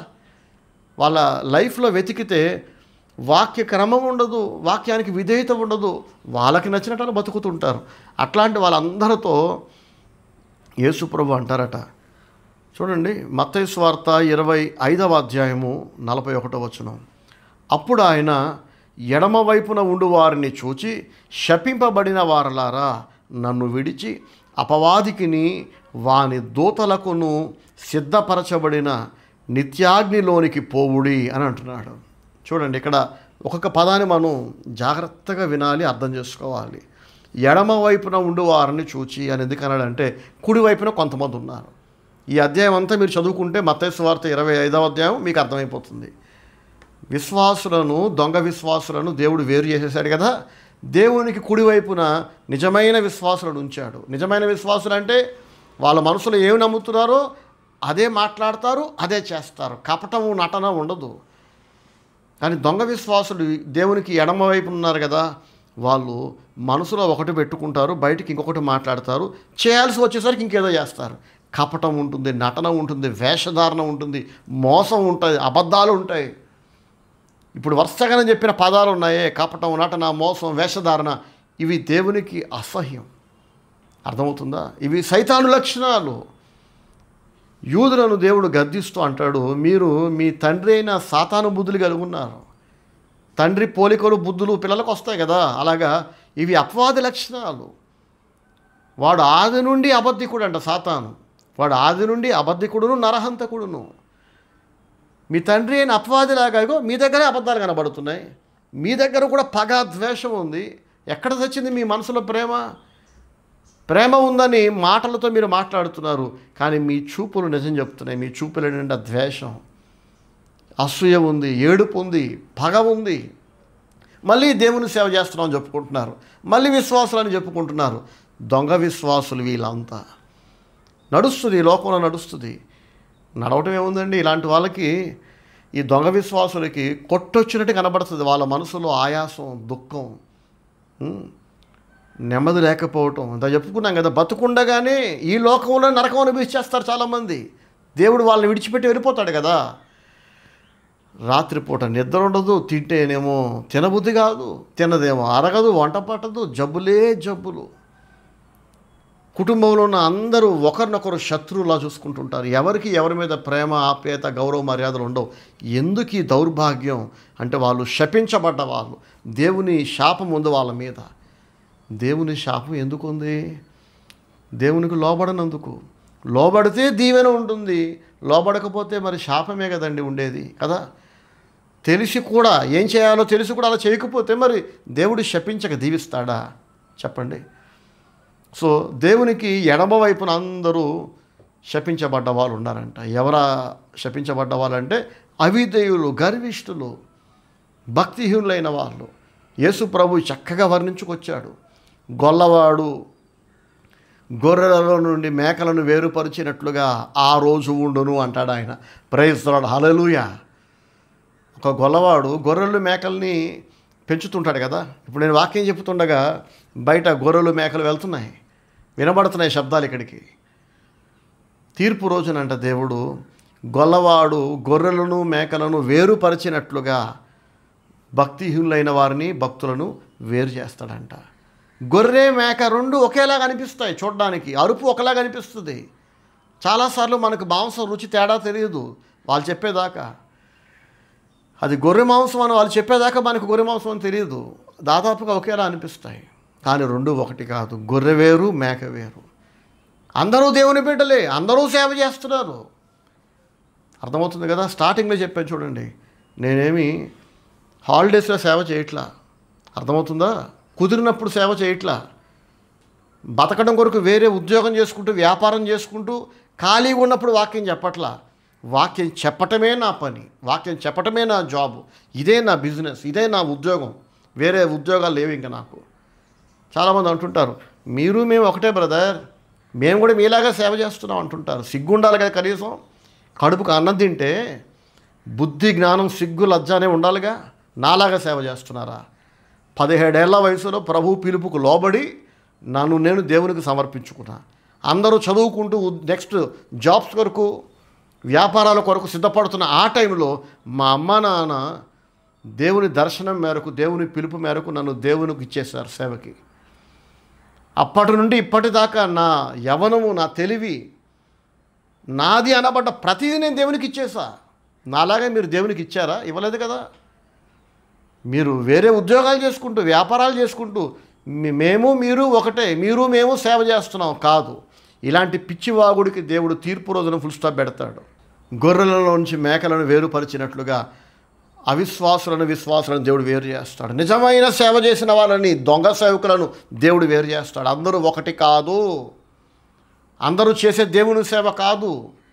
నిజాయితీగా ఫారెన్ ఫండ్స్ తీసుకోకుండా, ఎవరి దగ్గర జీతానికి పని చేయకుండా, ఎంతమంది బెదిరించే ప్రయత్నం చేసినా దేవుని వాక్యం విషయంలో రాజీ పడకుండా, నష్టపోతూ కష్టపడుతూ కూడా వాక్యం చెప్తున్నాను. నచ్చకపోతే అన్సబ్స్క్రైబ్ చేసుకోండి అని చెప్తున్నాను చూసారా, నాకు భయం లేదు. నచ్చకపోతే వెళ్ళిపోండి అని చెప్తాను చూసారా, నాకు భయం లేదు. ఎవరున్నా ఎవరు వెళ్ళిపోయినా దేవుడు ఉంటాడు నాతో. ఆయన ఉంటే నాకు కావలసినవన్నీ పంపిస్తాడు. ఇది కదా దేవుని సేవ అంటే, ఇలా కదా ఉండాల్సిన దైవజనుడు అంటే. కాబట్టి తీర్పు రోజున మేము సేవ చేస్తున్నాం, నువ్వు సేవ చేస్తున్నావు అని చెప్పి నిజంగా దేవుని కొరకు సమర్పించుకొని బ్రతుకుతున్న దేవుని సేవకులను, భక్తులను తక్కువ చేస్తూ, అసలు భక్తి ఏమాత్రం లేని దరిద్రులు, భక్తిహీనులు, ఉద్యోగాలు, వ్యాపారాలు చేసుకుంటూ పార్ట్ టైం సేవ చేసేటోళ్ళు వీళ్ళంతా. పార్ట్ టైం సేవ. ఇలాంటి వాళ్ళందరూ మేము సేవకులమని తమను తాము హెచ్చించుకుంటూ నిజమైన సేవకులను అవమానిస్తూ తగ్గిస్తూ ఉండే ఈ వెధవలందరినీ, దరిద్రులందరినీ తీర్పు రోజు దేవుడు కడిగి పారేస్తాడు. భూమి మీద ఎలాగో దేవుడు పట్టపగల చుక్కలు చూపిస్తుంటాడు ఇలాంటి వాళ్ళకి. నెమ్మది ఇవ్వడు దేవుడు, సంతోషం ఇవ్వడు, ఆరోగ్యం ఇవ్వడు, ఏక మనస్సునివ్వడు, కాపుదల, దేవుని కాపుదల ఉండదు. పోయినసారి ఒక వీడియోలో చెప్పాను చూడండి, ఒక తమ్ముడు గురించి. ఎప్పుడు చూసిన వాడికి నా మీద ఏడుపు, నన్ను తగ్గించి మాట్లాడుతూ ఉంటాడు, తీసి పడేసి మాట్లాడుతూ ఉంటాడు, వెటకారంగా మాట్లాడుతుంటాడు. వాడి దృష్టిలో అసలు నేను చేసే సేవ కాదు, నేను దేవుని సేవకుని కాదు. ఎవరెవరినో పొగుడుతుంటాడు, నన్ను తగ్గిస్తుంటాడు. కానీ దేవుడు అన్నీ చూస్తున్నాడుగా. వాడి జీవితంలో అన్నీ పోగొట్టుకోవటమే. ఆరోగ్యం పోయింది, డబ్బులు పోయినాయి, ల్యాండ్ పోయింది, బండి పోయింది, పరువు పోయింది, ఇంకేం మిగిలింది ఇంకా? దేవుడు చూస్తున్నాడని నువ్వు గ్రహించకపోతే అది నీ తెలివి తక్కువతనం. నువ్వు చూసినా చూడకపోయినా, నీకు అర్థమైనా అర్థం కాకపోయినా, నువ్వు ఒప్పుకున్నా ఒప్పుకోకపోయినా దేవుడు నిన్ను చూస్తున్నాడు. చూస్తున్న దేవుడు మౌనంగా ఉంటాడా? తీర్పు తీర్చడా? శిక్షించడా? చచ్చాక నరకంలో పడేయడమే కాదు కదా, బ్రతికుండగా నీకు నరకం చూపించడా దేవుడు? నరకములో ఏముంటుంది? అది వేదన పడే చోట అంట. నరకం అంటే ఏంటి చెప్పండి? వేదన ఉంటుంది అక్కడ. ఆ వేదన ఇప్పుడు నీకు లేదా? మానసిక వేదన నీకు లేదా? శరీరంలో నీకు వేదన లేదా? నీ పిల్లల విషయంలో నువ్వు హ్యాపీగా ఉన్నావా? వేదన నువ్వు అనుభవిస్తున్నావంటే నువ్వు నరకాన్ని ఇప్పుడే అనుభవిస్తున్నావు. చచ్చాక నరకం గురించి కాదు నేను చెప్పేది, ఇప్పుడు నువ్వు నరకాన్ని అనుభవిస్తున్నావు. ఎందుకు నరకం అనుభవిస్తున్నావు? ఎందుకు శపించాడు దేవుడు నిన్ను? నీ గర్వం, నీ అవిధేయత, నీ క్రమశిక్షణ లేని జీవితం. చూడండి, ఇవన్నీ నేను చెప్పటం కాదు, ప్రతి పదము నేను వాడుతున్నవి దేవుడు యేసుప్రభు వారు పలికిన మాటలే. సో కుడివైపున ఉన్న వాళ్ళనేమో దేవుడు దీవించాడంట. ఆశీర్వదించబడ్డ వారులారా రండి అని పిలిచాడంట. చూడండి ఒకసారి మత్తయి సువార్త 25వ అధ్యాయం 34వ వచనం. అప్పుడు రాజు తన కుడివైపున ఉన్నవారిని చూచి, నా తండ్రి చేత ఆశీర్వదింపబడిన వారలారా రండి, లోకము పుట్టినది మొదలుకొని మీ కొరకు సిద్ధపరచబడిన రాజ్యమును స్వతంత్రించుకునుడి. ప్రైజ్ ది లార్డ్, హల్లెలూయా. ఏదో ఒకరోజు దేవుడు తన భక్తులను, తన విశ్వాసులను తన కొరకే డెడికేట్ అయిపోయి దేవుని చిత్తాన్ని జరిగించడానికి, దేవుని వాక్యాన్ని జరిగించడానికి, ఆయన క్రమానికి లోబడి, ఆయన కట్టుబాట్లకు లోబడి తమ లాభాలన్నిటినీ త్యాగం చేసుకున్న భక్తులను ఆయన పిలుస్తున్న రోజు ఆ గుంపులో నేను ఉండాలని కోరుకుంటున్నా, నా కుటుంబం ఉండాలని కోరుకుంటున్నా, ఈ మాటలు వింటున్నా మీరందరూ ఉండాలని నేను కోరుకుంటున్నా. మీరు కూడా కోరుకుంటే కనుక దేవునికి భయపడండి, దేవునికి ఫస్ట్ ప్లేస్ ఇవ్వండి, దేవుని దగ్గర నాటకాలు ఆడకండి, పిచ్చి వేషాలు వేయకండి. మీ మనసులో ఉన్న కుళ్ళు, అసూయ, ద్వేషం, పగ, ప్రతీకారం వేరే వాళ్ళ మీద పడి రాత్రి భవలు ఏడుస్తుంటారు చాలామంది. వాళ్ళ జీవితాన్ని ఏమో దేవుడిచ్చిన అవకాశాలను పాడు చేసుకొని మట్టిపాలు చేసుకుంటారు. తర్వాత వేరే వాళ్ళు బాగుపడుతుంటే వాళ్ళ మీద పడి ఏడుస్తుంటారు. అందులో ఇక దేవుని సేవకులకు కూడా మినహాయింపు లేదు. ఏడుపు మొహాలకి అందరి మీద పడి ఏడ్చే దరిద్రులు, ఏడుపు మొహాలు దేవుని సేవకులను కూడా విడిచిపెట్టరు. ఆ దేవుని సేవకుల మీద పడి ఏడుస్తూ ఉంటారు. ఇంకా పగలదే పని, రాత్రి అదే పని. ఇంకా ఎందుకమ్మా ఇంత ఏడుస్తున్నావు, ఎందుకురా దరిద్రురా ఇంతగానే ఏడుస్తున్నావు అని అంటే, వాళ్ళకున్న సంతోషం నాకు లేదు. వాళ్ళ పిల్లలు సెటిల్ అవుతున్నట్టు నా పిల్లలు సెటిల్ అవ్వాలా? ఎందుకు సెటిల్ అవ్వాలా నీ పిల్లలు? వాళ్ళకున్న ఆనందం, అభివృద్ధి, సంతోషం నీకెందుకు లేదు? వాళ్ళెవరికో ఉన్న ఆరోగ్యం నీకెందుకు లేదు? వాళ్ళెవరో ఉన్న పచ్చదనం, వాళ్ళ దగ్గర ఉన్న పచ్చదనం నీ దగ్గర ఎందుకు లేదంటే, దేవుడు నీకు అవకాశాలు ఇచ్చాడు, కానీ వాటిని నువ్వు పాడు చేసుకున్నావు. నువ్వు నీకు నచ్చినట్టు బతికావు. ఇది మనసులో పెట్టుకోండి, అండర్లైన్ చేసుకోండి. ఈ మాట మనసులో, మెదడులో రిజిస్టర్ చేసుకోండి. మీకు నచ్చినట్టు మీరు బతికారు, దేవునికి నచ్చినట్టు కాదు, దేవుడు చెప్పినట్టు కాదు. సో శపించబడ్డ వాళ్ళను చూసి యేసుప్రభు అంటున్నారు, ఇవి జరగబోయే సంఘటన. ఇప్పుడు నేను చెప్పేది, మనం మరణించినాక తీర్పు రోజున ఈ రెండిటిలో ఏదైనా ఒక మాట మీకు వినబడుతుంది. శపించబడ్డ వారలారా అనైనా, ఆశీర్వదించబడ్డ వారలారా అనైనా మిమ్మల్ని దేవుడు పిలుస్తాడు. ఆ గుంపులో మీరు ఉంటారు. ఒక గుంపును చూసేమో ఆశీర్వదించబడ్డ వారలారా అని పిలుస్తున్నాడు. నా తండ్రి చేత ఆశీర్వదింపబడ్డ వారలారా రండి, పరలోక రాజ్యాన్ని స్వతంత్రించుకోండి అని.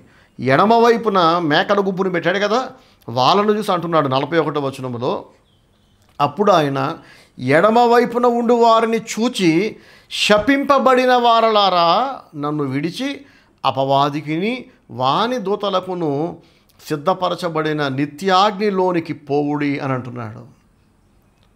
ఎవరి కోసం తయారు చేశాడంటే నరకము మనుషుల కొరకు దేవుడు తయారు చేయలా.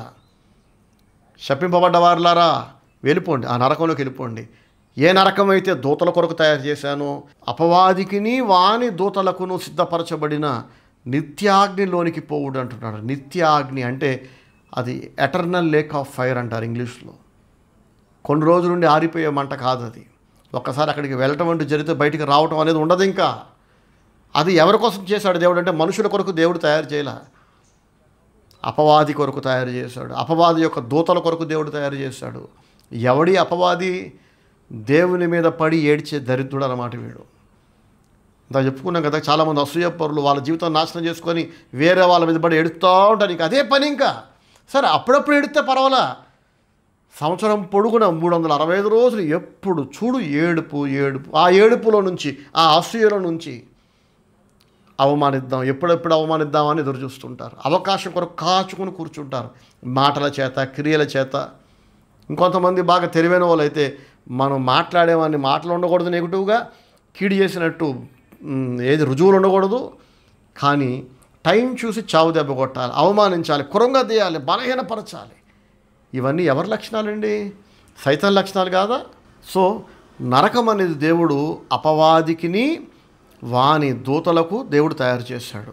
మరి అపవాదికి వాని దూతలకి తయారు చేసిన నరకములోకి మనుషులను ఎందుకు వెళ్ళమంటున్నాడంటే, అపవాదితో కలిసి వాడి అడుగులో అడుగు వేసుకొని వాడికి నచ్చినట్టు బతికిన వాళ్ళు ఉంటారు కదా, మరి వాళ్ళందరూ వాడి దగ్గరికి వెళ్ళాలిగా. నువ్వు దేవునికి నచ్చినట్టు బతికితే దేవునితో ఉంటావు, అపవాదికి నచ్చినట్టు బతికితే, సైతాన్లా బతికితే సైతాన్ దగ్గర ఉండాలి ఖచ్చితంగా. మీకు అర్థమవుతుంది కదా. సైతాన్ లాగా ఉండటం అంటే ఏంటి చూడండి. ఇదే అధ్యాయంలో 46వ వచనం చదువుకున్నాక మిగతాది మీకు చెప్తా. వీరు నిత్య శిక్షకును నీతిమంతులు నిత్య జీవమునకును పోదురు. ప్రైస్తలాడు. హల్లెలూయా. శపించబడ్డ వాళ్ళు, అవిధేయుడైన వాళ్ళు, తిరగబడ్డ వాళ్ళు, దేవుని మీద వాక్యానికి వ్యతిరేకంగా బతికిన వాళ్ళు, మేము బాగానే ఉన్నాం అనుకుంటూ తమను తాము మోసం చేసుకున్న వాళ్ళు, అందరినీ మోసం చేసిన వాళ్ళు, మేము కూడా సేవ చేస్తున్నామని అందరికీ చెప్పి అందరినీ నమ్మించిన వాళ్ళు, నిజానికి వాళ్ళు చేస్తున్న దేవుని సేవ కాదు.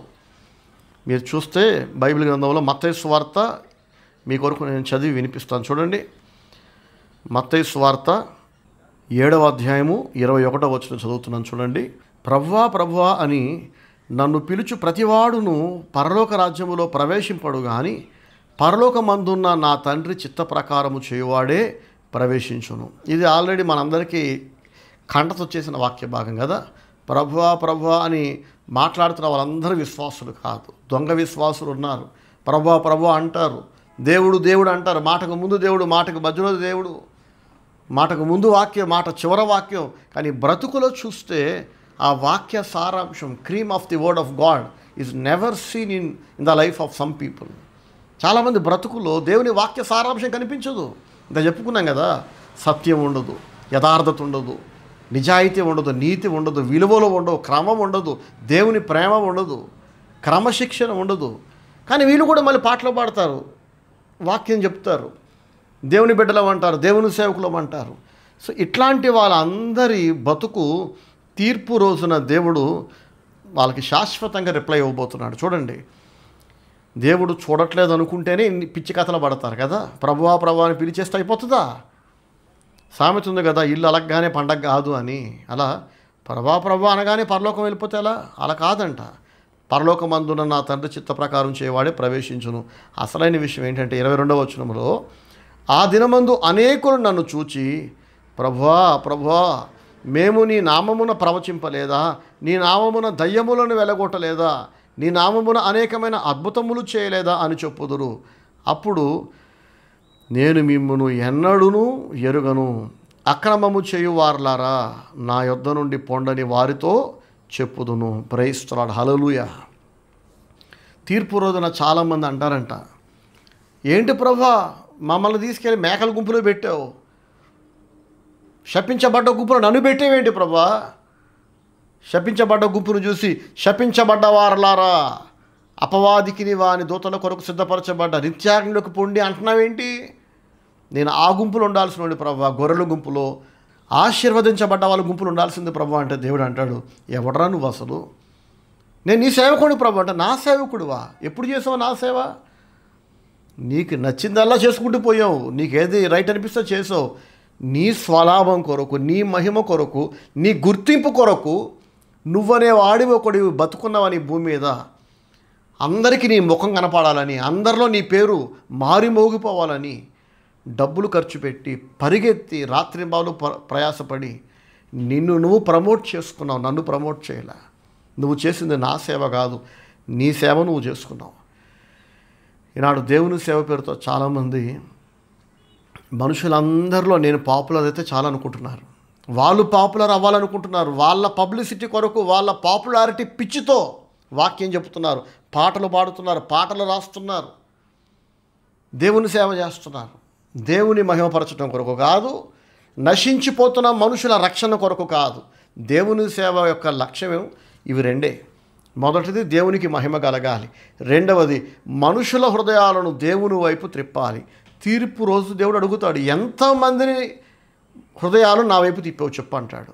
అప్పుడు శపించబడ్డ గుంపులు ఉన్నవాళ్ళు ఉంటారు చూసారా, వాళ్ళు తిరగకపోతే నేనేం చేయను ప్రభువా, నేను పాటలు పాడా, వాక్యం చెప్పా, ప్రార్థన చేశా. దేవుడు అంటాడు, ఒరే పిచ్చోడా, నువ్వు పాడిన పాటలు, చేసిన ప్రసంగాలు, పరిగెత్తిన పరుగులు, చేసిన ప్రయాణాలు అన్నీ కూడా నీ పాపులారిటీ పిచ్చి. నువ్వు అందరికీ తెలియాలని, నీ ముఖం అందరికీ కనబడాలని, నువ్వు ఒక గొప్ప వ్యక్తివని అందరికీ తెలియాలని నువ్వు ఆరాటపడ్డావు. నిన్ను నువ్వు మహిమపరుచుకున్నావు. నువ్వు ఖర్చు పెట్టిన డబ్బు, నీ ప్రయాస అంతా నా గురించి కాదు, నువ్వు నా సేవ చేయనే లేదు అని అంటాడంట ఆయన. అక్రమము చేయువారలారా, నేను మిమ్మును ఎన్నడూను ఎరుగను. గుర్తుపెట్టుకోండి, దేవుడి పేరుతో బోలెడంత కష్టపడ్డ వాళ్ళు తీరా దేవుడు అసలు మీరు ఎవరో కూడా నాకు తెలియదు వెళ్ళిపోన్నారు కానీ కంటే ఎంత దారుణమైన పరిస్థితి అది కదా. కాబట్టి మీకు ఇష్టం వచ్చినట్టు మీరు అడ్డు అదుపు లేకుండా, ఒక పద్ధతి పాడు లేకుండా, క్రమశిక్షణ లేకుండా, నేను బాగానే ఉన్నా, నేను చేస్తున్న దేవుని సేవే, నేను మంచి విశ్వాసం అనుకుంటే మీ కర్మ, ఇంకా మీ కర్మ. నా ద్వారా దేవుడు మిమ్మల్ని హెచ్చరిస్తున్నాడు. అర్థమవుతుందా? అక్రమము చేయువారులారా, నా యొద్ద నుండి పొండని వారితో చెప్పుదును. ప్రైజ్ ది లార్డ్, హల్లెలూయా. అవాక్కయ్యి దేవుని అడుగుతూ ఉంటారంట, ప్రభా నువ్వు మర్చిపోయావేమో, నన్ను గుర్తుపట్టు ప్రభా అని ఆరాటపడి ఏడుస్తుంటారంట. ఇవే మాటలు లూకాసు వార్త 13వ అధ్యాయం కూడా మనం చూస్తాం. చూడండి, లూకాసు వార్త 13వ అధ్యాయము 25వ వచనం నుండి చదువుతున్నా. ఇంటి యజమానుడు లేచి తలుపు వేసిన తరువాత మీరు వెలుపల నిలిచి తలుపు తట్టి, అయ్యా మాకు తలుపు తీయమని చెప్పనారంభించినప్పుడు ఆయన, మీరెక్కడి వారో మిమ్మును ఎరుగనని ఉత్తరము మీతో చెప్పును. చూసారా, ఇంటి యజమానుడు అంటే తండ్రి, పరలోకపు తండ్రి దేవుడు. ఆయన తలుపేసేస్తాడు. భక్తిహీనులైన వాళ్ళందరినీ నరకంలో పడేసి, ఆశీర్వదించబడ్డ నిజమైన విశ్వాసులు, నిజంగా సేవ చేసిన వాళ్ళని, నిజంగా సమర్పించుకున్న వాళ్ళని, నిజంగా నష్టపోయిన వాళ్ళు, నిజంగా కష్టపడ్డ వాళ్ళు, నిజంగా తమ్ముడు తాము బలిపీఠం మీద తమ జీవితాలు పెట్టుకున్న వాళ్ళు ఉంటారే, వాళ్ళందరినీ దేవుడు పరలోకం తీసుకెళ్తాడు. తలుపులు వేసేస్తాడు. ఇక పరలోకం రావడం అసాధ్యం. ఇంకా నరకపు మంటలలో కాలుతూ, అక్కడ హానికరమైన క్రూరమైన కీటకాల చేత గాయపరచబడుతూ, ఏడుస్తూ, మంట మంట, దాహం దాహం అని ఆర్తనాదాలు చేస్తూ ఏడుస్తూ దేవునికి మొర పెడతారంట. తండ్రి, దేవా మమ్మల్ని నరకము నుంచి తీసేయి, మమ్మల్ని కూడా పరలోకానికి తీసుకెళ్ళు. నువ్వు ఎవరో అనుకుని నన్ను కూడా నరకంలో పడేసావు. నేను పెద్ద ప్రసంగికుని ప్రభువా, పెద్ద పెద్ద ప్రసంగాలు చేశా, గొప్ప గొప్ప పాటలు రాసా, చాలామందికి సువార్త చెప్పాను అని ఇలా చాలామంది నన్ను గుర్తుపట్టు ప్రభువా అని అంటారంట. మీరెక్కడి వారో మిమ్మును ఎరుగనని ఉత్తరము మీతో చెప్పును. దేవుడు అంటాడంట, మీరెవరో కూడా నాకు తెలియదు అంటాడంట. ఇంత చదువుకున్నాం కదా మత్తయి సువార్తలో, అదే వాక్యాలు ఇక్కడ ఉన్నాయి. అందుకు మీరు, నీ సముఖమందు మేము తిని త్రాగుచుంటిమే, నీవు మా వీధులలో బోధించితివే అని చెప్పసాగుదురు. అప్పుడు ఆయన, మీరెక్కడి వారో మిమ్మును ఎరుగనని మీతో చెప్పుచున్నాను. నా వెనక అందరు ఎక్కడి నుంచి చదవండి, రిపీట్ చేయండి నా వెనకాల ఈ వాక్యాన్ని. అక్రమము చేయు మీరందరూ నా యొద్ద నుండి తొలగిపోండని చెప్పును. ప్రైజ్ ది లార్డ్, హల్లెలూయా. ఎప్పుడు మొత్తుకునేది ఇదే, సమస్తము మర్యాదగాను క్రమముగాను జరుగునీడు అంటాడు కదా దేవుడు. ఏదో ఒకటి చేసుకుంటూ పోతే ఎలాగండి? ఒక పద్ధతి పాడు ఉండాలి కదా. ఎడం చేత్తో కూడా అన్నం తినచ్చు, కానీ ఇక నేను నా చెయ్యి నా ఇష్టం, నేను ఎడం చేత్తో తింటా, కుడి చేత్తో కడుక్కుంటా అంటే మనుషులందరూ పాటించే కొన్ని నియమాలు ఉంటాయి కదా, ఒక పద్ధతి ఉంటుంది, ఒక క్రమం ఉంటుంది, మేనర్స్ అంటారు, మర్యాదలు. ఇవి లేకపోతే బురదలో దొరలే ఒక పందికి మనకి ఇంకేంటి తేడా? ఇంకా ఒక వీధి కుక్కకి మనకేంటి తేడా? ఇంకా లేదు. స్టీవెన్ బ్రదర్ ఏం చెప్పినా నేను ఇలాగే ఉంటా అనేవాళ్ళు మీరు అలాగే ఉండండి. తీర్పు రోజు మీ కొరకు ఎదురు చూస్తుంది. ఆ రోజు మీరెక్కడి వారో మిమ్మల్ని ఎరుగనని చెప్పి అక్రమము చేయు మీరందరూ అంటాడంట ఆయన. అక్రమం అంటే క్రమము కానిది, క్రమానికి వ్యతిరేకమైనది. దేవుడు నియమించిన క్రమాన్ని పాటించిన వాళ్ళందరూ అక్రమం చేసే వాళ్ళే కదా. సో వాళ్ళందరూ మీరు నా యొద్ద నుండి తొలగిపోండి అంటాడు. ఒకసారి దేవుడు తొలగిపోండి అని చీకొట్టితే, నరకంలో పడితే అది నిత్య అగ్ని. గుర్తుపెట్టుకోండి, ఎటర్నల్ లేక్ ఆఫ్ ఫైర్. 4 రోజుల తర్వాత బయటకు వద్దామని ఉండదు, ఇక ఎప్పటికక్కడే ఉండాలి. ఇంట్లో నుంచి బయటికి వెళ్ళేటప్పుడు వెళ్ళొస్తా అని చెప్తాం కదా, నరకంలోకి వెళ్ళటమే కానీ ఇక తిరిగి రావటం అనేది ఉండదు. ఎవరు అక్కడికి వెళ్ళకూడదు, వెళితే తిరిగి రావటం అనేది ఉండదు. ఏ ఒక్కరు నశించడం దేవుని చిత్తము కాదు, అందరూ రక్షించబడాలనేది దేవుని చిత్తం. కానీ దేవుడు కోరుకుంటే సరిపోద్దా? మనం కూడా కోరుకోవాలి కదా నాశనం కాకూడదని. మరి దేవుడు చెప్పినట్టు బతికితేనేమో మనం దీవించబడతాము. దేవుడు చెప్పినట్టు బ్రతకనప్పుడు ఇక మనం ఎలా బాగుపడతాం చెప్పండి ఇంకా కదా. పాతాళములో బాధపడుతున్న ధనవంతుడు ప్రస్తావన ఇక్కడ మనం తెచ్చుకోవాలి ఖచ్చితంగా. అతను చనిపోయాడు, పాతి పెట్టబడ్డాడు. లాజరు అనే భక్తుడు కూడా చనిపోయాడు, పాతి పెట్టబడ్డాడు. లూకాసు వార్త 16వ అధ్యాయము 22 నుంచి నేను చదువుతున్నా. మీ బైబిల్ ఉంటే చూడండి మీరు కూడా. లూకాసు వార్త 16వ అధ్యాయము 22 నుంచి. ఆ దరిద్రుడు చనిపోయి దేవదూతల చేత అబ్రహాము రొమ్మున ఆనుకొనుటకు కొనిపోబడెను. ధనవంతుడు కూడా చనిపోయి పాతి పెట్టబడెను. ఆ దరిద్రుడు చనిపోయి, గమనించారా? మీరు అనుకోవచ్చు ఈ వాక్యం చదివినప్పుడు వాడు దిక్కులేనివాడు, అడుక్కు తినేవాడు, పేదవాడు అనుకోవచ్చు. చాలామంది భక్తులైన వాళ్ళు తమకు కలిగిన సమస్తాన్ని దేవుని కొరకు దారపోసి వాళ్ళు పేదవారిగా మారిపోయారు. లేని వాళ్ళు కాదు, అన్నీ కలిగిన వాళ్ళై ఉండి దేవుని నిమిత్తం వాళ్ళు దరిద్రులుగా మారిపోయారు. యేసు ప్రభు గురించి వర్ణించబడి ఉంటుంది ఏంటంటే, ఆయన దేవునితో సమానముగా ఉండుట విడిచిపెట్టకూడని భాగ్యము అని తలంచుకోలేదు, కానీ తనను తాను రిక్తునిగా చేసుకొని ఈ లోకానికి వచ్చాడంట. ఆయన దరిద్రుడిగా మారాడంటే దిక్కులేనివాడిగా, పేదవాడిగా తనను తాను మార్చుకున్నాడు మనందరి రక్షణ కొరకు. మరి ఆయన తనను తాను దరిద్రుడిగా మార్చుకున్నప్పుడు మనం కూడా దేవుని కొరకు మనకు కలిగినవన్నీ ఇవ్వాలిగా. మొదటి తరం క్రైస్తవుల దగ్గర ఆ సమర్పణ కనబడుతుంది. వాళ్ళ ఆస్తులు ఇచ్చేశారు దేవుని కొరకు, వాళ్ళ ప్రాణాలు ఇచ్చేశారు దేవుని కొరకు, హతసాక్షులైపోయారు. ఈ జనరేషన్ క్రైస్తవులు ఏం చేస్తున్నారు? డాక్టర్ల పేర్లు పెట్టుకుంటున్నారు, రెవరెండ్ అని పేరు పెట్టుకుంటున్నారు, అపోస్తులని పేరు పెట్టుకుంటున్నారు, వీళ్ళ డబ్బా వీలు కొట్టుకుంటున్నారు, వీళ్ళ భజన వీలు చేసుకుంటున్నారు. మేము గొప్ప వ్యక్తులం అని చెప్పి వీరు గొప్పతనం కొరకు వీళ్ళ పాపులారిటీ పిచ్చితోటి, పబ్లిసిటీ పిచ్చితో డబ్బులు పారేస్తున్నారు. ఖరీదైన కోట్లు, టైలు, బూట్లు, సినిమా ఫంక్షన్లు తలపించేలాగా స్టేజులు, లైట్లు, డిస్కో లైట్లు. ఎందుకురా ఇవన్నీ? యేసు ప్రభువుకు లేని హడావిడి, ఆయన సేవకుల దగ్గర లేని ఆడంబరాలు, ఎచ్చులు అవసరమా? నీ బతుకు ఆ సూట్ అవసరమా? టై అవసరమా? దేవుని సేవ చేయడానికి ఎందుకు ఇంత హడావిడి? దేనికంటే ఈ ఎదవలందరూ దేవుని సేవ చేసేవాళ్ళు కాదు. రెవరెండ్లు, రైట్ రెవరెండ్లు, డాక్టర్లు, బిషప్లు అని పేర్లు పెట్టుకున్న వాళ్ళల్లో అతి కొద్ది మంది నిజంగా దైవజనులు ఉన్నారు, సిన్సియర్గా సేవ చేసేవాళ్ళు. ఎక్కువ మంది వాళ్ళు తయారయ్యేది వీళ్ళ గొప్పతనం కోసం. లక్షలాది రూపాయలు ఖర్చు పెట్టి ఒక సూటు కొని, బూట్లు వేసుకొని, టై కట్టుకొని వీడు ఒక పెద్ద గొప్పోళ్ళలాగా అందరి ముందు కటింగ్ ఇవ్వడానికి, ఆ సూటు చూసి ఈయన గొప్ప సేవకుడని భ్రమపడే వెధవలు ఉన్నారు ఈ భూమి మీద. బోధించేవాడు వెధవే, వింటున్నవాడు వెధవలే. బోధించే వెధవ, వింటున్న వెధవలు, ఈ అందరి వెధవల గుంపు ఆఖరణ దేవుడు నిత్య నరకాగ్నిలో పారేస్తాడు. మీకు అర్థమవుతుందా? బైబిల్ చదవండి, కళ్ళు ఉన్నాయి కదా. బైబిల్ కాలంలో బ్రతికిన అపోస్తలులు, సేవకులు, ప్రవక్తలు, మోషే మొదలుకొని ఏలియా కావచ్చు, ఇర్మియా కావచ్చు, వీళ్ళు ఎలా బతికారు? సింపుల్గా బతికారు. వాళ్ళు దేవుని గొప్పతనాన్ని జనాలకు వివరించారు. వాళ్ళని వాళ్ళు హెచ్చించుకోలే, వాళ్ళు గొప్పవాళ్ళుగా కనబడలా. అర్థమవుతుందా మీకు? కానీ ఇప్పుడు జరుగుతుంది ఏంటి? దేవుని గొప్పతనాన్ని లోకానికి చూపించకుండా మేము గొప్పవాళ్ళము అని పేర్లు ముందు డాక్టరేట్లు, డబ్బులు కొనేస్తున్నారండి. అందుకే నేను బాధపడుతున్నా. డాక్టర్ అని పేరు పెట్టుకోవడం తప్పు కాదు. 5,000 ఇస్తే డాక్టర్ సర్టిఫికేట్, 5,000కి 10,000కి డాక్టరేట్ సర్టిఫికేట్లు ఇచ్చేస్తున్నారు. ఎంత దౌర్భాగ్యం ఇది కదా.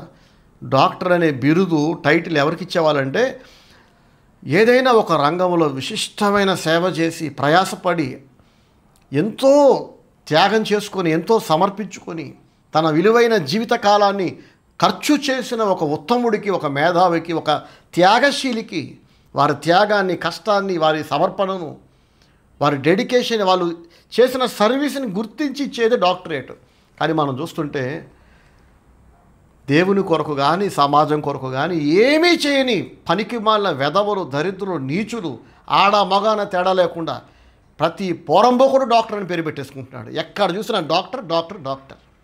ఏదో ఒక రోజున ఒక ఇంటర్నేషనల్లో, నేషనల్లో, యూనివర్సిటీలో వచ్చి నాకు నిజంగానే వ్యాలిడ్ డాక్టరేట్ ఇస్తే కూడా నేను తీసేది బీరాలో పెడతా తప్ప నా పేరు ముందు డాక్టర్ అని పెట్టుకోను, రెవరెండ్ అని పెట్టుకోను, బిషప్ అని పెట్టుకోను, అపోస్తల్ అని పెట్టుకోను. ఎందుకంటే దేవుని మహిమపరచకుండా, దేవుని హెచ్చించకుండా, దేవుని గొప్పతనాన్ని ప్రపంచానికి తెలియజేయకుండా నా పేరు ముందు, నా పేరు చివర, నేను ఒక గొప్ప వ్యక్తిని చెప్పుకోవాల్సిన అవసరం నాకు లేదు. అంత నీడ్ నాకు లేదు, అంత ఖాళీ నాకు లేదు. చివరి శ్వాస దాకా, ఇప్పుడు చచ్చిపోతాడని చివరి శ్వాస దాకా కూడా నా దేవుని మహిమపరుస్తా, దేవుని హెచ్చిస్తా, దేవుని అందరికి చూపిస్తా. పాస్టర్ స్టీవెన్ శాస్త్రి అనే పేరుతోనే నేను పిలువబడతా. చాలా చోట్ల నేను చూసి చెప్తున్నా, ఈ వెధవకి ఎవరిచ్చారు డాక్టరేటు, ఆ పనికి మాలదానికి ఎవరిచ్చారు డాక్టరేటు? నోరు తెరిస్తే అబద్ధాలు, మోసం, కుళ్ళు, కుతంత్రాలు, కుట్రలు. సైతాను బతికొస్తే మనిషి రూపంతో ఒకవేళ ప్రాణం పోసుకొని మన మధ్య ఉంటే ఎలా ఉంటాడంటే ఆ దరిద్రుడు చూపించవచ్చు. వాడు మళ్ళీ ముందు డాక్టర్. నీకెవడిచ్చాడు రా అంటే, తీసుకున్నోడు ఒక పోరంబోకే, డాక్టరేట్ తీసుకున్నావు వాడు పోరంబోకు, ఆ డాక్టరేట్ ఇచ్చినోడు ఇంకొక పోరంబోకు. నేను నీకు ఇస్తా డాక్టరేట్, నువ్వు నాకు ఇవ్వు డాక్టరేట్. ఈ ఇద్దరు డాక్టర్స్ని దేవుడు నరకంలో కలుస్తాడు. హాయ్ డాక్టర్స్, కాలుతున్నారా బాగా అని మనం పరలోకం నుండి చూసి నవ్వుకోవచ్చు చక్కగా. ఏముందండి, పేరుకు ముందు ఈ టైటిల్స్ తోకలు దేనికి చెప్పండి? సువార్త అందించడానికి ఎందుకు పనికి వస్తాయి? మనల్ని మనం డబ్బా కొట్టుకోవడానికి తప్ప దేనికైనా పనికి వస్తాయా? సరే, ఆ దరిద్రుడు చనిపోయి దేవదూతల చేత కొనిపోబడిను. వాడు దరిద్రుడు అనగానే అడుక్కు తినేటోడు, పేదోడు కాదు. దేవుని నిమిత్తము దరిద్రులుగా మారిన వాళ్ళు అనేక మంది ఉన్నారు. వాళ్ళు డబ్బు పోగేసుకోవడం చేతకాక కాదు, ఈ లోకంలో ఆస్తిపాస్తులు సమకూర్చుకోవడం చేతకాక కాదు. దాదాపు 30 ఏళ్ళుగా దేవుని సేవలో ఉన్న లక్షలాది రూపాయలు దేవుని సేవలో దేవుడు పంపిస్తూ వచ్చాడు. మన పరిచరుల విశ్వాసులు అందరికీ తెలుసు కదా, నేను ఎన్ని ఆస్తులు పోగేశాను. అందుకే ఎక్కువ ప్రేమిస్తారు మన సేవకు చెందిన విశ్వాసులు. అందుకే ఆ ప్రేమ నేనంటే, అన్న మీలాగా ఎక్కువ మంది సేవ చేయట్లేదన్న. మీరు మీ జీవితాన్ని దేవునికి దారపోసేస్తారు. మీ దగ్గరికి వస్తున్న డబ్బులో చివరి రూపాయి దాకా తిరిగి దేవుని కొరకు వాడేస్తారు. కానీ మీలాగా అందరూ ఖర్చు పెట్టట్లేదు దేవుని కొరకు. వస్తున్న డబ్బును వెనకేసుకుంటున్నారు, దాచుకుంటున్నారు అని బాధపడుతుంటారు. సరే, ఏదేమైనా యేసు ప్రభు వారు మన నిమిత్తము దరిద్రుడుగా మారాడంట. మరి మనం కూడా దేవుని నిమిత్తం దరిద్రులుగా మారాలి కదండి. మనమేమో ఐశ్వర్యవంతులుగా మారతామా? నేను, నా పిల్లలు, పిల్లల పిల్లలు, పిల్లల పిల్లల పిల్లలు 10 తరాలు దాకా కూర్చొని తినేంత ఆస్తి పోగేసుకుందామా? ఖరీదైన బట్టలు, ఖరీదైన ఫోను గర్వంగా చూపిస్తూ ఉంటారు కొంతమంది. చూసేమో లేదని చెప్పి ఆ కొత్త లేటెస్ట్ యాపిల్ ఫోన్ని ఇట్టా తిప్పి మరి చూపిస్తుంటాడు ఒక పాస్టరు. ఏంట్రా నీ బాధ, చూసేలేక లోపల మడిచి లోపల పెట్టుకోవాలంటే, చూసేసారా, మొన్నే కొన్నా. మొన్నటిదాకా 15 Pro ఉండేది, ఇప్పుడు 16 Pro కొన్నా.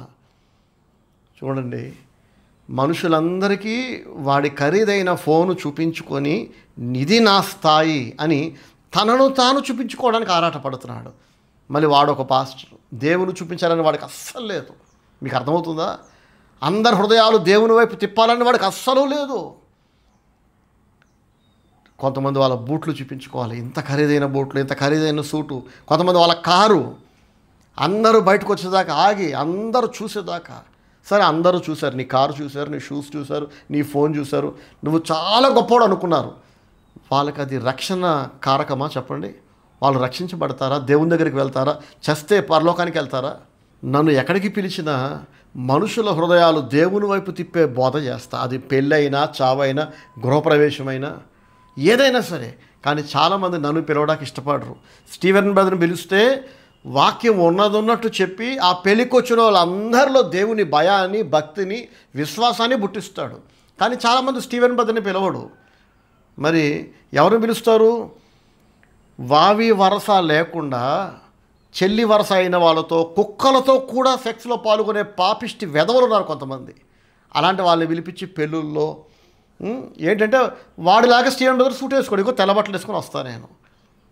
మీరు తెల్లబట్టలు వేసుకొని వస్తారు కదండి, మీరు మెయింటైన్ చేయరు కదా, మీరు బిల్డప్లు ఇవ్వరు కదా, మీరు ఫోజులు కొట్టరు కదా, కాబట్టి మిమ్మల్ని మిమ్మల్ని పిలిస్తే ఉత్తి వాక్యం చెప్తారు, అందరిలో భక్తి పుట్టించే వాక్యం చెప్తారు, దేవుని భయాన్ని పుట్టించే వాక్యం చెప్తారు, అందరి హృదయాలు దేవుని వైపు తిప్పే వాక్యం చెప్తారు. మాకు అసలు వద్దండి. ఎందుకు వద్దంటే నేను ఒక ఎదవనే కదా, నేను ఎదవను కాబట్టి ఇంకో ఎదవనే పిలుచుకుంటా. దొంగలు ఊళ్ళు పంచుకున్నారు అన్నట్టుగా వెధవలు ఇంకొక వెధవని పిలిచి పెళ్ళిళ్ళలో ప్రసంగాలకి, గృహప్రవేశాలకి ప్రసంగాలకి, చావులకి ప్రసంగాలకి. ఎందుకని ఒక నీచుడిని, భక్తిహీనుడైన వాడిని, దేవుని సేవకుడు కాని వాణిని దేవుని సేవకుడు హోదాలో నిలబెట్టి వాక్యం చెప్పించే అవకాశం ఇస్తున్నాడంటే పిలిచినోడు కూడా భక్తిహీనుడు కాబట్టి. గుర్తుపెట్టుకోండి, birds of same feather stay together అంటారు. ఒకే రకమైన పక్షులు ఒక చేట గుమ్ము కొడతాయి. కాబట్టి నేను కూడా వాక్యం చెప్పే అవకాశం నాకు ఇస్తే నేను వస్తా అంటున్నా. దేనికి? నాకు ఇస్తే అవకాశం అందరినీ ఆలోచింపజేస్తా. కొంతమంది గొడవ పడ్డారు, గృహప్రవేశం అని పిలిస్తే, పెళ్ళని పిలిస్తే ఇక్కడ కూడా రక్షణ వార్త చెప్తారంటే మీరు, అందరిలో దేవుని భయం పుట్టించే మాటలు చెప్తారంటే, కొన్ని పిట్టకథలు చెప్పండి, కొన్ని సొల్లు కబుర్లు చెప్పండి, అందరం నవ్వించండి, కొన్ని డబల్ మీనింగ్ డైలాగులు చెప్పండి. పెళ్ళి కదండి, అందరూ పగలబడి నవ్వాలంట వీడు చెప్పే బూతు జోకులకి. చాలా బాధ అనిపిస్తుంది. దేవుని సేవకుడు హోదాలో మైక్ ఇస్తే ఈ మనిషి సరదాగా అందరిని నవ్వించి ఒక అరగంట సేపు బోలెడని స్టోరీస్ చెప్పి, బోలెడని జోకులు చెప్పి కూర్చోగానే ఆ మైక్ ఇచ్చిన అతను ఉంటాడు కదా, పిలిచిన అతను అందరినీ నవ్వించాడు అరగంట సేపు. ఈయన అందరినీ భలే నవ్వించాడు, పగలబడి నవ్వాం, పొట్ట పగిలిపోయేలా నవ్వాం. అందరిని నవ్వించడానికి ఒక పాస్టర్ కావాలా? బ్రహ్మానందం అనే కామెడీ యాక్టర్ పిలిస్తే నవ్వించడం ఇంకా బాగా, జబర్దస్త్ యాక్టర్ని పిలిస్తే వాళ్ళు నవ్వించరా?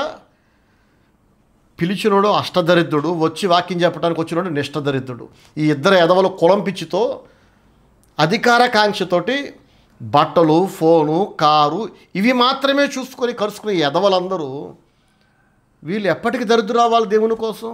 తమ్ముడు తాము హెచ్చించుకుంటూ, గురువుల్లాగా అందరి ఎదుట బిళ్ళపిచ్చుకుంటూ, మహిమంతా దొంగిలించే ఈ నీచులు బతికుండగా దేవుడు వాళ్ళకి నరకం చూపిస్తాడు, చచ్చాక కూడా నరకాన్ని చూపిస్తాడు. నా ప్రియ సహోదరి సహోదరులారా, మీ ఇంట్లో పెళ్లి జరిగినా, గృహప్రవేశమైనా, చావు జరిగినా, సంతోషమైనా, బాధ అయినా, నన్ను పిలవకపోయినా కనీసం నాలాంటి దైవజనులు పిలవండి. మీరు సేవకు చెందినోళ్ళు కాకపోతే నన్ను పిలవక్కర్లా, నా సంఘస్థులైతే నన్నే పిలుస్తారు. నన్ను పిలవలేదంటే అసలు ఆడు ఈ సేవకు చెందినోడే కాదు. ఇంకా సరే, మీరు ఈ సంఘానికి చెందినోళ్ళు కాదు, వేరే సంఘానికి చెందినోళ్ళు ఎవరో ఒకరిని పిలిచేసి మమ అనిపించినట్టు, పెళ్ళి అంటే భోజనాలు ఉండాలి, లైటింగ్ ఉండాలి, ఫోటోలు ఉండాలి, వీడియోలు ఉండాలి, వాకింగ్ కూడా ఉండాలి. ఫోటోలతో పాటు వాకింగ్ కలిపేశారు, భోజనాలతో పాటు ప్రసంగాన్ని కలిపేస్తాయి. మీరు పందులకి మీకు ఇంకేంటి తేడా? పంది ముందు ముత్యాలు వేయద్దంటాడు కదా, కుక్కలకి పరిశుద్ధమని పెట్టడం అంటాడు కదా. దేవుని దృష్టిలో దేవుడు మిమ్మల్ని చూసినప్పుడు మీరు సూట్ వేసుకుని ఒక పందిలా కనబడతారు, ఐఫోన్ చేతిలో పట్టుకుని ఒక పందిలా కనబడతారు. కాబట్టి నేను గమనించి చూసి చెప్తున్నా, ఎవ్వడు హట్ అయినా పర్వాలా, స్టీవెన్ శాస్త్రి అనేవాడు ఎవరిని కేర్ చేయడు. యథార్థంగా సేవ చేస్తున్నాను నేను. హట్ అయితే మారండి, బుద్ధి మార్చుకోండి, బ్రతుకు మార్చుకోండి, ఎక్కడైనా సిగ్గు తెచ్చుకోండి. అరుదైన అవకాశం పెళ్ళి అనేది, అరుదైన అవకాశం గృహప్రవేశం అనేది. ఎప్పుడు రానోళ్ళు కూడా ఆ రోజు వస్తారు, అందరు గ్యాదర్ అవుతారు, బంధువులు, నియర్ అండ్ డియర్ ఫ్రెండ్స్ అందరూ. ఆ రోజు వాళ్ళకి సువార్త వినిపించే అవకాశం కలిగించకుండా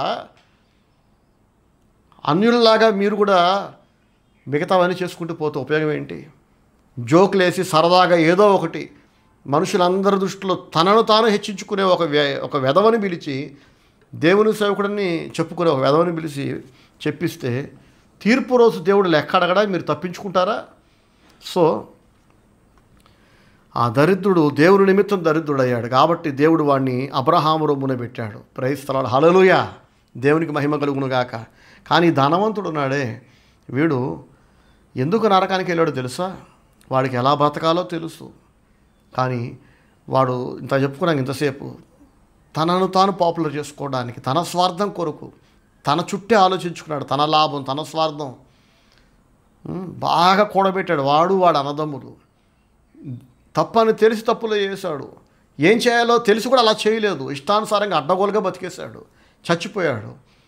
పాతాళములో బాధపడుతున్నాడంట. లూకాసు వార్త 16వ అధ్యాయము 23వ వచనం. అప్పుడు అతడు పాతాళములో బాధపడుచు, చూసారండి ఏమంటున్నాడు, కన్నులెత్తి దూరము నుండి అబ్రహామును అతని రొమ్మున లాజరును చూచి, తండ్రివైన అబ్రహామా, నా యందు కనికరపడి తన వ్రేలి కొనను నీళ్లలో ముంచి నా నాలుకను చల్లార్చుటకు లాజరును పంపుము, నేను ఈ అగ్నిజ్వాలలో యాతన పడుచున్నానని కేకలు వేసి చెప్పాను. పాతాళములో ఏముంది? అగ్ని ఉంది. వాడు అంటున్నాడు, ఈ అగ్నిజ్వాలలో నేను యాతన పడుతున్నా అంటున్నాడు. నా ప్రియ సహోదరి సహోదరులారా, ఇప్పుడు గనక మనం దేవుని కొరకు బ్రతకకుండా దేవుని హెచ్చిస్తూ దేవుని మహిమపరుస్తూ మనల్ని మనం తగ్గించుకొని దేవుని కొరకు వాక్యానుసారంగా బ్రతకకపోతే మన గమ్యస్థానం కూడా పాతాళము, నరకమే అవుతుంది. గుర్తుపెట్టుకోండి. అక్కడ వేదన పడక తప్పదు. నేను యాతన పడుతున్నాను కేకలేస్తున్నాడు. అప్పుడు అబ్రహాం అంటాడు 25వ వచనంలో, కుమారుడా, నీవు నీ జీవితకాలమందు నీకిష్టమైనట్టు సుఖము అనుభవించితివి, అలాగుననే లాజరు కష్టము అనుభవించనని జ్ఞాపకము చేసుకొనుము. ఇప్పుడైతే వాడు ఇక్కడ నెమ్మది పొందుచున్నాడు, నీవు యాతన పడుచున్నావు. చూసారండి, నువ్వు నీ జీవితకాలమందు నీకు నచ్చినట్టు బతికావు, నీకు ఇష్టమైనట్టు బతికావు, అందుకే ఇక్కడికి వచ్చావు. నరకానికి ఎవరు వెళ్తారంటే, షార్ట్గా చెప్తున్నా, వాళ్ళకు నచ్చినట్టు అలా బతికేస్తారు. చూసారా, విలువలు ఉండవు, పద్ధతులు ఉండవు, మర్యాదలు ఉండవు, వాక్య క్రమం ఉండదు. ఎవడికి తోచినట్టు బతికేస్తాడు. మళ్ళీ అందరూ విశ్వాసం చెప్పుకుంటారు, అందరూ దేవుని సేవ చేస్తామని చెప్పుకుంటారు. అలాంటి వాళ్ళందరూ నరకాగ్ని పాలు అవుతారు, ఖచ్చితంగా అవుతారు. ఈ భూమి మీద నువ్వు సుఖపడ్డావు, ఇప్పుడు అనుభవిస్తున్నావు అంటాడు, ఇప్పుడు యాతన పడుతున్నావు అంటాడు. అప్పుడు ఆ దరిద్రుడు అడుగుతాడు, ధనవంతుడైన భక్తిహీనుడు అడుగుతాడు, సరే నా అన్నదమ్ములు ఉన్నారు భూమి మీద, వాళ్ళు కూడా నాలాంటి వాళ్ళే, రేపు వాళ్ళు కూడా ఇక్కడికి వస్తారేమో అని అంటే, వస్తారు మరి, ఖచ్చితంగా వస్తారు కదా. భక్తిహీనంగా బతికితే, మనల్ని మనం పాపులర్ చేసుకునే పిచ్చితో సేవ చేస్తే మరి అక్కడికే వెళ్తాం ఖచ్చితంగా. వాళ్ళు కూడా ఇక్కడికి రాకుండా ఉండడం కొరకు చనిపోయిన లాజరుని పంపించయ్యా అని అడుగుతాడు. అప్పుడు అబ్రహాం అంటాడు, వారి యొద్ద మోషేయు ప్రవక్తలను ఉన్నారు, వారి మాటలు వింటారులే అని చెప్తే, వెంటనే ధనవంతుడు అంటాడు, అబ్రహామా అలా అనద్దు, మృతులలో నుండి ఒకడు వారి యొద్దకు వెళ్ళిన యెడల వారు మారు మనసు పొందుదురని చెప్పాను. బతుకున్నోళ్ళు చెప్తే వినే రకాలు కాదు వీళ్ళు. కింద మోషే ఇంకా ప్రవక్తలు ఉన్నారంట, మోషే చెప్తే కూడా వీళ్ళు వినట్లేదంటే ఎవరు చెప్తే వింటారండి? ఇంకా మీకు అర్థమవుతుందా? ఇప్పుడు ఆల్రెడీ పాతాళములో అగ్నిలో యాతన పడుతున్న వీడు మోషే చేత హెచ్చరించబడ్డాడు, ఖచ్చితంగా మోషే చేత గద్దించబడ్డాడు, చెప్పబడ్డాడు. మోషే చెప్పినా వీడు వినలేదు, ప్రవక్తలు చెప్పినా వీడు వినలేదు. మోషేని ఒక పిచ్చోళ్ళ చూశాడు. మోషేని చూడగానే సూటు లేదు, కోటు లేదు, ఖరీదైన ఫోన్ లేదు, చేతిలో కర్ర, కానీ దేవుని ఆత్మ కలిగిన వాడు, దేవుని సన్నిధి కలిగిన వాడు. కానీ ఈ నీచుడికి విలువైందంటే ఏంటి? దేవుని ఆత్మ, దైవజనుడు, అభిషేకించబడ్డ ప్రవక్త, వీళ్ళు విలువైన వాళ్ళు కాదు వీడికి. ఈ నరకములో యాతన పడుతున్న ఈ ధనవంతుడు ఒకవేళ ఈ భూమి మీద బతుకుండగా వాడు ఒక పెళ్లి చేసినా, ఫంక్షన్ చేసినా ఎవరెవరు మిడుతాడో తెలుసా మీకు? ఇంత చెప్పాను కదా, వావి వరస లేకుండా వ్యభిచారం చేసే ఒక వెధవని పిలిచి వాక్యం చెప్పిస్తాడు. ఇంట్లో పెంచుకునే ఒక పెంపుడు కుక్కతో సెక్స్లో ఉండే వెధవని పిలిచి వాక్యం చెప్పిస్తాడు. ఈ నరకంలో కాలుతున్న ధనవంతుడు ఆడక్కడికే వెళ్ళాలి ఖచ్చితంగా. మోషే కూడా ఉన్నాడు అక్కడ, మోషేని పిలుద్దాం పెళ్లిలో వాక్యం చెప్పడానికి. మోషేనా? మోషే వస్తే మళ్ళీ అందరినీ తిడతాడు, భక్తి అంటాడు, దేవుడు అంటాడు, సమర్పణ అంటాడు, త్యాగం అంటాడు, దేవుడు లెక్క అడుగుతాడు అంటాడు, నరకం అంటాడు, పరలోకం అంటాడు. మనకి ఇవి వద్దు. సూట్ వేసుకోడు, బూట్ వేసుకోడు, ఖరీదైన ఫోన్ ఉండదు, మెయింటైన్ చేయడు. మోషేని పిలిస్తే మన వాల్యూ తగ్గిపోతుంది. అన్నిటికంటే ముఖ్యమైన విషయం మీకు ఒక విషయం చెప్పనా, దగ్గరికి రా అని చెప్పి ఇలా పెట్టి, మోషేది మన క్యాస్ట్ కాదు కదా, అందుకే పిలవట్లా, మన కులవాడిని పిలుచుకుందాం. మరి ఆడికి భక్తి లేదంటే, ఆ భక్తి మనకు ఎక్కడ ఏడిసింది? నాకు లేని భక్తి ఆడికి లేకపోయినా పర్వాలేదులే, నాకు భక్తి లేదు, ఆడికి భక్తి లేదు, సరిపోయింది, చెల్లి అయిపోయింది. నాకు దేవుని భయం లేదు, ఆడికి దేవుని భయం లేదు. నేను ఒక పెద్ద వెధవని, వాడు ఒక వెధవ, నాకు విలువ లేవు, వాడికి విలువలు లేవు. ఇప్పుడు విలువలు ఉన్నవాడిని పిలవాలంటే ముందు మనకి విలువలు ఉండాలిగా, భక్తుడిని పిలవాలంటే మనకి భక్తి ఉండాలిగా, దేవునికి భయపడే దైవజనుడిని వాక్యం చెప్పడానికి పిలవాలంటే ముందు మనం దేవునికి భయపడాలిగా, అవునా కాదండి? మోషే ఉన్నాడు అందుబాటులో, కానీ ఈ నీచుడు వీడి పిలవడు. మోషే వీడికి అక్కర్లా. ప్రవక్తలు మాకొద్దు. సో మోషే ప్రవక్తలు ఉన్నారు, మోషే చెప్తాడులే ప్రవక్తలు చెప్తాడులే అంటే వాళ్ళు చెప్తే వీళ్ళు వినరు. చచ్చినోడు ఒకడు మళ్ళీ బతికితే, మృతుల్లో నుంచి ఒకడు బ్రతికి వస్తే ఆ అద్భుతం చూసి వీళ్ళు మారతారు అని ధనవంతుడు అంటాడు. పాతాళములో యాతన పడుతున్న ధనవంతుడు అంటాడు. అప్పుడు అబ్రహాం అంటాడు, మోషే మాట ప్రవక్తల మాట వినని యెడల మృతులలో నుండి ఒకడు లేచినను వారు నమ్మరని అతనితో చెప్పాను. ప్రైజ్ ది లార్డ్, హల్లెలూయా. మోషే మాట వినని వాడు, మోషే అందుబాటులో ఉంటే ఆ మోషే మాట విని మారు మనసు పొందే బ్రతుకు వీడికి లేదు కదా. ఇట్లాంటి వాడు ఎవరు చెప్పినా వినడు, మారడు ఇంకా. కాబట్టి మూసుకొని యాతన పడరా వెదవని చెప్పాడు. నా ప్రియ సహోదరి సహోదరులారా, దేవుడు అందరికీ అవకాశాలు ఇస్తున్నాడు రక్షించబడడానికి, అందరికీ. కానీ కొంతమంది రక్షించబడుతున్నారు, ఎక్కువ మంది నాశనం అయిపోతున్నారు. డబ్బు పిచ్చి, అధికారకాంక్ష, కొలపిచ్చండి, కొలపిచ్చి. మోషే లాంటి ప్రవక్త అందుబాటులో ఉంటే కూడా అయితే ఏంటి అని ఆ ప్రవక్తని తక్కువ చేయటం, విలువ దిగజార్చటం, కొలపిచ్చి. సో ఇంత కొలపిచ్చి ఉన్న ఒక వ్యక్తి దేవుని సేవకుడు అవుతాడా, విశ్వాస అవుతాడా? చెప్పండి, మీరు చెప్పండి. దేవుని నమ్ముకున్న కొలపిచ్చి ఏంటండి? నా కులం వేరు, నా భార్య కులం వేరు.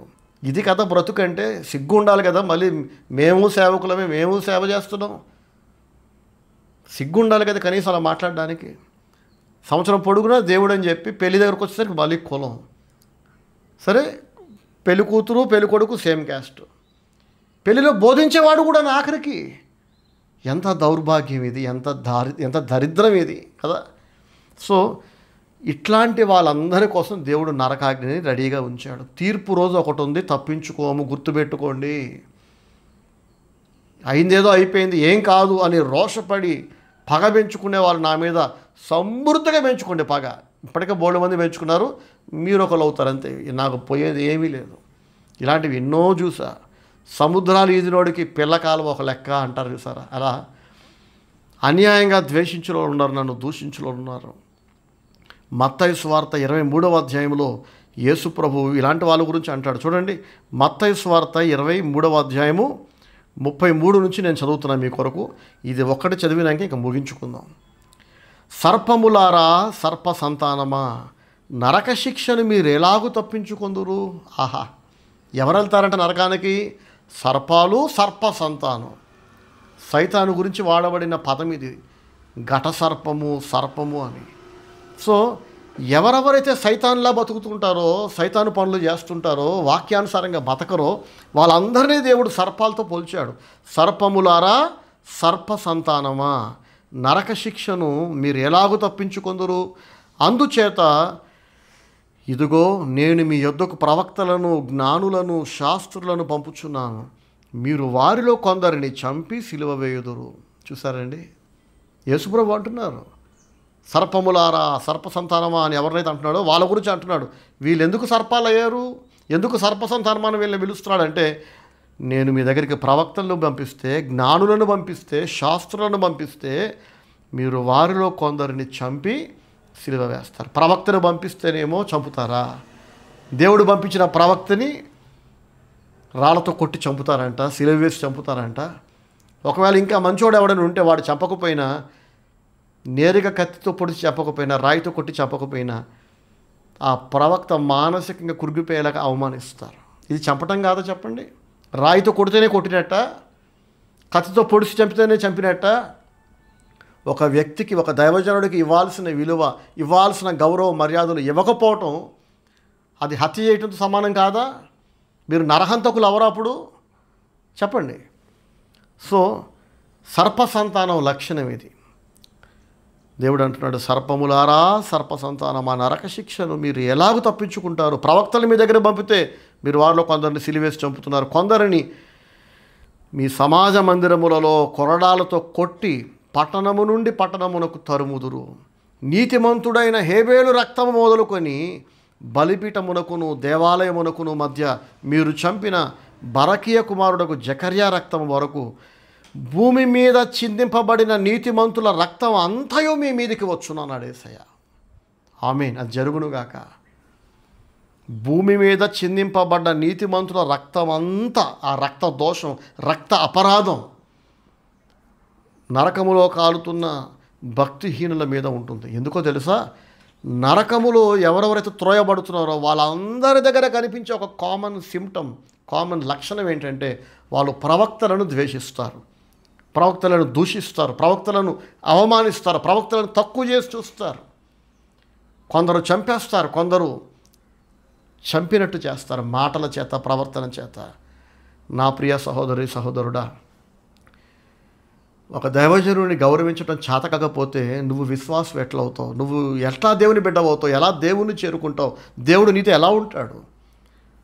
డబ్బును చూసి, కులాన్ని చూసి, బట్టలు చూసి, ఫోను చూసి, ఆస్తిపాస్తులు చూసి, డబ్బున్నోళ్ళని, మన కులానికి చెందిన వాళ్ళు అందరినీ పోగు చేసుకుంటున్నావంటే నువ్వు నాశనానికి పుట్టినోడివే. చూడండి, బైబిల్లో ఎంతో క్లియర్గా దేవుడు రాయించాడు సామెతల గ్రంథములో. ఆ వాక్యం మీకు చదివి వినిపిస్తా. ఖచ్చితంగా మనం చదువుకొని తీరాలి. సామెతల గ్రంథము 16వ అధ్యాయము 4-5 వరకు. యెహోవా ప్రతి వస్తువును దాని దాని పని నిమిత్తము కలుగజేశాను, నాశన దినమునకు ఆయన భక్తిహీనులను కలుగజేశాను. చూసారా? ఎందుకని కొందరు నాశనం అవుతున్నారంటే బహుశా దేవుడు వాళ్ళని నాశనం కొరకే పుట్టించాడేమో. లేకపోతే దేవుడు ప్రవక్తల్లో పంపిస్తే కౌగులించుకొని ముద్దాడి సన్మానించి, రా ప్రవక్త, దేవుడు పంపాడు కదా, మాట్లాడు, నీ మాటలు వాళ్ళని అందరూ ప్రభు వైపు తిరుగుతారని అవకాశం ఇవ్వకుండా వ్యభిచారుల్ని, దొంగల్ని పిలిచి వాక్యం చెప్పించుకోవటం ఎంత దౌర్భాగ్యం. ఆ శాపం ఉండదా ఇంటి మీద? దేవుని శాపం ఉండదా చెప్పండి? సరే, ఇంతకీ ఎందుకని కొంతమంది ప్రవక్తల్ని చంపుతున్నారంటే వాళ్ళు సర్పములు, సర్ప సంతానం కనుక. యోహాను సువార్తలో 3వ అధ్యాయము 19-20 వచనంలో యేసు ప్రభు వారు ఇలా అన్నారు, చూడండి. ఆ తీర్పు ఇదే, వెలుగు లోకములోనికి వచ్చెను గాని తమ క్రియలు చెడ్డవైనందున మనుషులు వెలుగును ప్రేమింపక చీకటినే ప్రేమించారు. చూసారా? వెలుగు వచ్చిందంట లోకంలోనికి, కానీ తమ క్రియలు చెడ్డవైనందున. ఒకటి బ్రతుకు బాగోలేదనుకోండి, వాడేం చేస్తాడు? మంచోడిని పిలవడు, ఫ్రెండ్నైనా, బంధువునైనా, పాస్టర్నైనా, నేను చెడిపోయాను కనుక నాకు అందరూ చెడిపోయిన వాళ్ళే కావాలి అనుకుంటాడా లేదా? ఇక్కడ నేను అనటం కాదు, యేసుప్రభు అంటున్నాడు, తమ క్రియలు చెడ్డవైనందున మనుషులు వెలుగును ప్రేమింపరు, చీకటినే ప్రేమించిరి. ఎందుకురా నీకు చీకటి నచ్చింది? ఎందుకు అంత ఆరాటపడుతున్నావు? ఎందుకు ఆ ప్రేమ నీకు చీకటి అంటే? అంతే, నేను చీకట్లో ఉన్నాను కదా బ్రదర్. అవునా? ఎందుకు ఒక భక్తిహీనుడిని పిలిచావు? దేవుని సేవకుడనే ముసుకేసుకున్న ఒక దొంగని వాక్య ఉపదేశం చేసే హోదా ఎందుకు ఇచ్చావంటే వాడు భక్తిహీనుడు అనేది మీకు అర్థమైంది. మీకు అర్థం కాదు అంటే నేను భక్తిహీనుడిని. వాడు దొరికిన దొంగ, నేను దొరకని దొంగని. వాడికి వాక్యం పట్ల విలువ లేవు, నాకు లేదు. వాడు బోధిస్తాడు, జరిగించడు. నేను కూడా బోధిస్తాను, జరిగించను. అందుక సరే అయితే ఓకే, గంతకు తగ్గ బొంత. భక్తిహీనులందరూ ఒక చోట చేరుతారు, కొంగలన్నీ ఒక చోట చేరుతాయి, కాకులన్నీ ఒక చోట చేరుతాయి. భక్తిహీనులందరూ నరకాగ్నిలో చేరుతారు. యేసు ప్రభు లోకానికి వస్తే ఆయన కూడా సిలువేసి చంపేశారు. ఆయన ద్వేషించారు, అసూయపడ్డారు. ఆయన విలువ ఆయనకి ఇవ్వాలా? ఆయనకి ఏంటండి?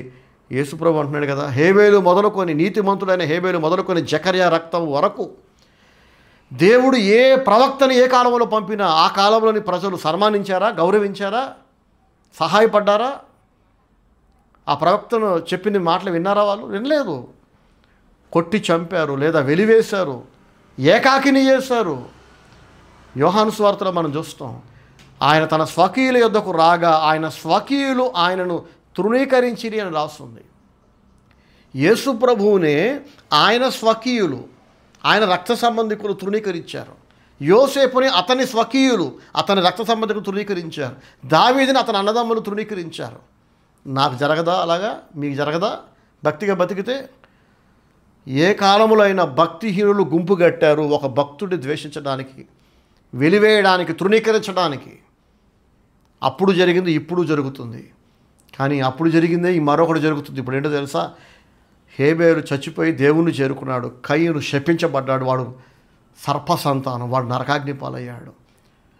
సో నా ప్రియ సహోదరి సహోదరులారా, వెలుగును ప్రేమించాలంటే మనం కూడా వెలుగులో ఉండాలి. చీకట్లో బతికేవాడు వెలుగును అసహించుకుంటాడు, ద్వేషిస్తాడు, చీకటినే ప్రేమిస్తాడు. అదే అధ్యాయంలో యోహాను సువార్త 3వ అధ్యాయము 19 చదువుకున్నాం కదా, ఇప్పుడు 20వ వచనం కూడా చదువుకుందాం. దుష్కార్యము చేయు ప్రతివాడు వెలుగును ద్వేషించును, తన క్రియలు దుష్క్రియలుగా కనపడకుండునట్లు వెలుగు నొద్దకు రాడు. చూసారా, వెలుగు దగ్గరకు వస్తే వీడి పాపం బయటపడుతుంది, వీడి బ్రతుకు తప్పని తెలిసిపోతుంది. తన దుష్క్రియలు కనబడకుండునట్లు వెలుగు నొద్దకు రాడు. చీకట్లోనే ఎందుకుంటున్నావు? చీకటి బతుకు, దొంగ బతుకు, వాక్యానికి వ్యతిరేకమైన బతుకు. చాలామంది నన్ను అవాయిడ్ చేస్తుంటారు. కారణం ఏంటో తెలుసా? స్టీవెన్ బ్రదర్ దగ్గరకు వస్తే వాక్యం అంటాడు, పద్ధతి అంటాడు, క్రమం అంటాడు. కానీ మన దగ్గర ఏమో ఆ పద్ధతి లేదు, ఆ పాడు లేదు, ఆ క్రమం లేదు, దేవుని భయం లేదు. కాబట్టి స్టీవెన్ బ్రదర్ని మనం దూరం పెట్టేద్దాం. మరి ఎవరిని పిలుచుకుందాం? నాలాగే డబ్బులు మొఖాన కొడితే పెట్ట తినే వెధవులు ఉంటారు. దేవుని భయం లేదు, వాక్యం విలువ లేవు, క్రమశిక్షణ లేదు, పైన పెద్ద సూటేసేస్తారు. వాడు వీడికి డాక్టరేట్ ఇస్తాడు, వీడు ఆడికి డాక్టరేట్ ఇస్తాడు. ఇద్దరు దొంగలు కలిసి నువ్వు దేవుని సేవకుడు అని నేను విలువిస్తా, నీకు గౌరవిస్తాను, నువ్వు నాకు విలువి. దేవుడు కదండి విలువ ఇవ్వాల్సింది, దేవుడు కదా హెచ్చించాల్సింది. సో గర్వంగా చెబుతున్నా, నేను బతికినంతకాలం పాస్టర్ స్టీవెన్ శాస్త్రి అని గుర్తించబడతా. నాకు గౌరవం పెరిగిందంటే దేవుని బట్టి నాకు విలువ పెరగాలి, తోకలను బట్టి టైటిల్స్ బట్టి కాదు. మరి శాస్త్రిని ఎందుకు పెట్టుకున్నారనంటే, మా తాతయ్య పేరు సత్యవేదం శాస్త్రి, మా నాన్న పేరు శామ్యుల్ శాస్త్రి, ఆయనకు పుట్టాను కాబట్టి నాకు స్టీవెన్ శాస్త్రి పేరు వచ్చింది. స్టీవెన్ శాస్త్రిని శామ్యుల్ శాస్త్రి కనేను, శామ్యుల్ శాస్త్రిని సత్యవేదం శాస్త్రి కనేను, సత్యవేదం శాస్త్రి గారిని సాధుశీలం శాస్త్రి కనేను కదా. మా ఇంటి పేరే కాదు, ఇంటి పేరుగా మారిపోయింది. నా పిల్లలకి ఆ శాస్త్రి అనే పేరు వచ్చింది. అంతే తప్ప నా గౌరవం కోసం కాదు. అది దేవుని సేవకుడిగానే నేను గౌరవాన్ని పొందుకుంటా. యథార్థంగా సేవ చేసి దరిద్రుడిగా చచ్చిపోవడానికి ఇష్టపడుతున్నా. ఒక పాపపు బతికి మనుషులందరి మన్నన కొరకు ఖరీదైన బట్టలు, ఫోను, వీటిని బట్టి గౌరవం నాకు అక్కర్లా. వాక్యాన్ని బట్టి విలువ కావాలి నాకు. ఈయన దైవజనుడు, ఈయన దగ్గర యథార్థమైన వాక్యం దొరుకుతుంది. ఈయనతో మనం ఉంటే, ఆయన మనం పిలుచుకుంటే, ఆయన దగ్గర మనం వెళితే ఆయనతో పాటు పరలోకానికి వెళ్తాం, బతుకుండగా పరలోకపు ఆనందాన్ని అనుభవిస్తాం అనుకున్న వాళ్ళని నా దగ్గరికి రావాలి. ప్రభు మనందరికీ సహాయం చేయను గాక. బాధ కలిగితే మీలో ఎవరికైనా మీకు బాధ అయిందంటేనే మీ బతుకు సరిగా లేదని అర్థం. మీకు గుచ్చుకుందంటేనే మీ బతుకు సరిగా లేదు, మీరు చీకట్లో బతుకుతున్నారని అర్థం, మీరు వెలుగుకు దూరంగా ఉంటున్నారని అర్థం, వెలుగు దగ్గరికి రావట్లేదని అర్థం. సిగ్గు తెచ్చుకోండి, మారు మనసు పొందండి, బుద్ధి మార్చుకోండి, బతుకు మార్చుకోండి. మేము అలా కాదు, మేము సర్పసంతానం, సర్పములారా సర్ప సంతానమా, ప్రవక్తలను పంపిస్తే రాళ్లతో కొట్టి సిలివేసి చంపారే ఆ జాతి మేము అనుకుంటే ఎటైనా సావండి వెళ్ళి. కానీ అందరూ మారాలి, అందరూ రక్షించబడాలి, నరకము నుంచి రక్షించబడాలి, దేవుణ్ణి చేరుకోవాలని నేను మనసారా కోరి ఈ సందేశాన్ని రికార్డ్ చేసి మీకు అందిస్తున్నా. అందరూ మారు మనసు పొందుతురుగాక. ప్రభు మనందరికీ సహాయం చేయనుగాక. God bless you all. Praise the lord. Amen.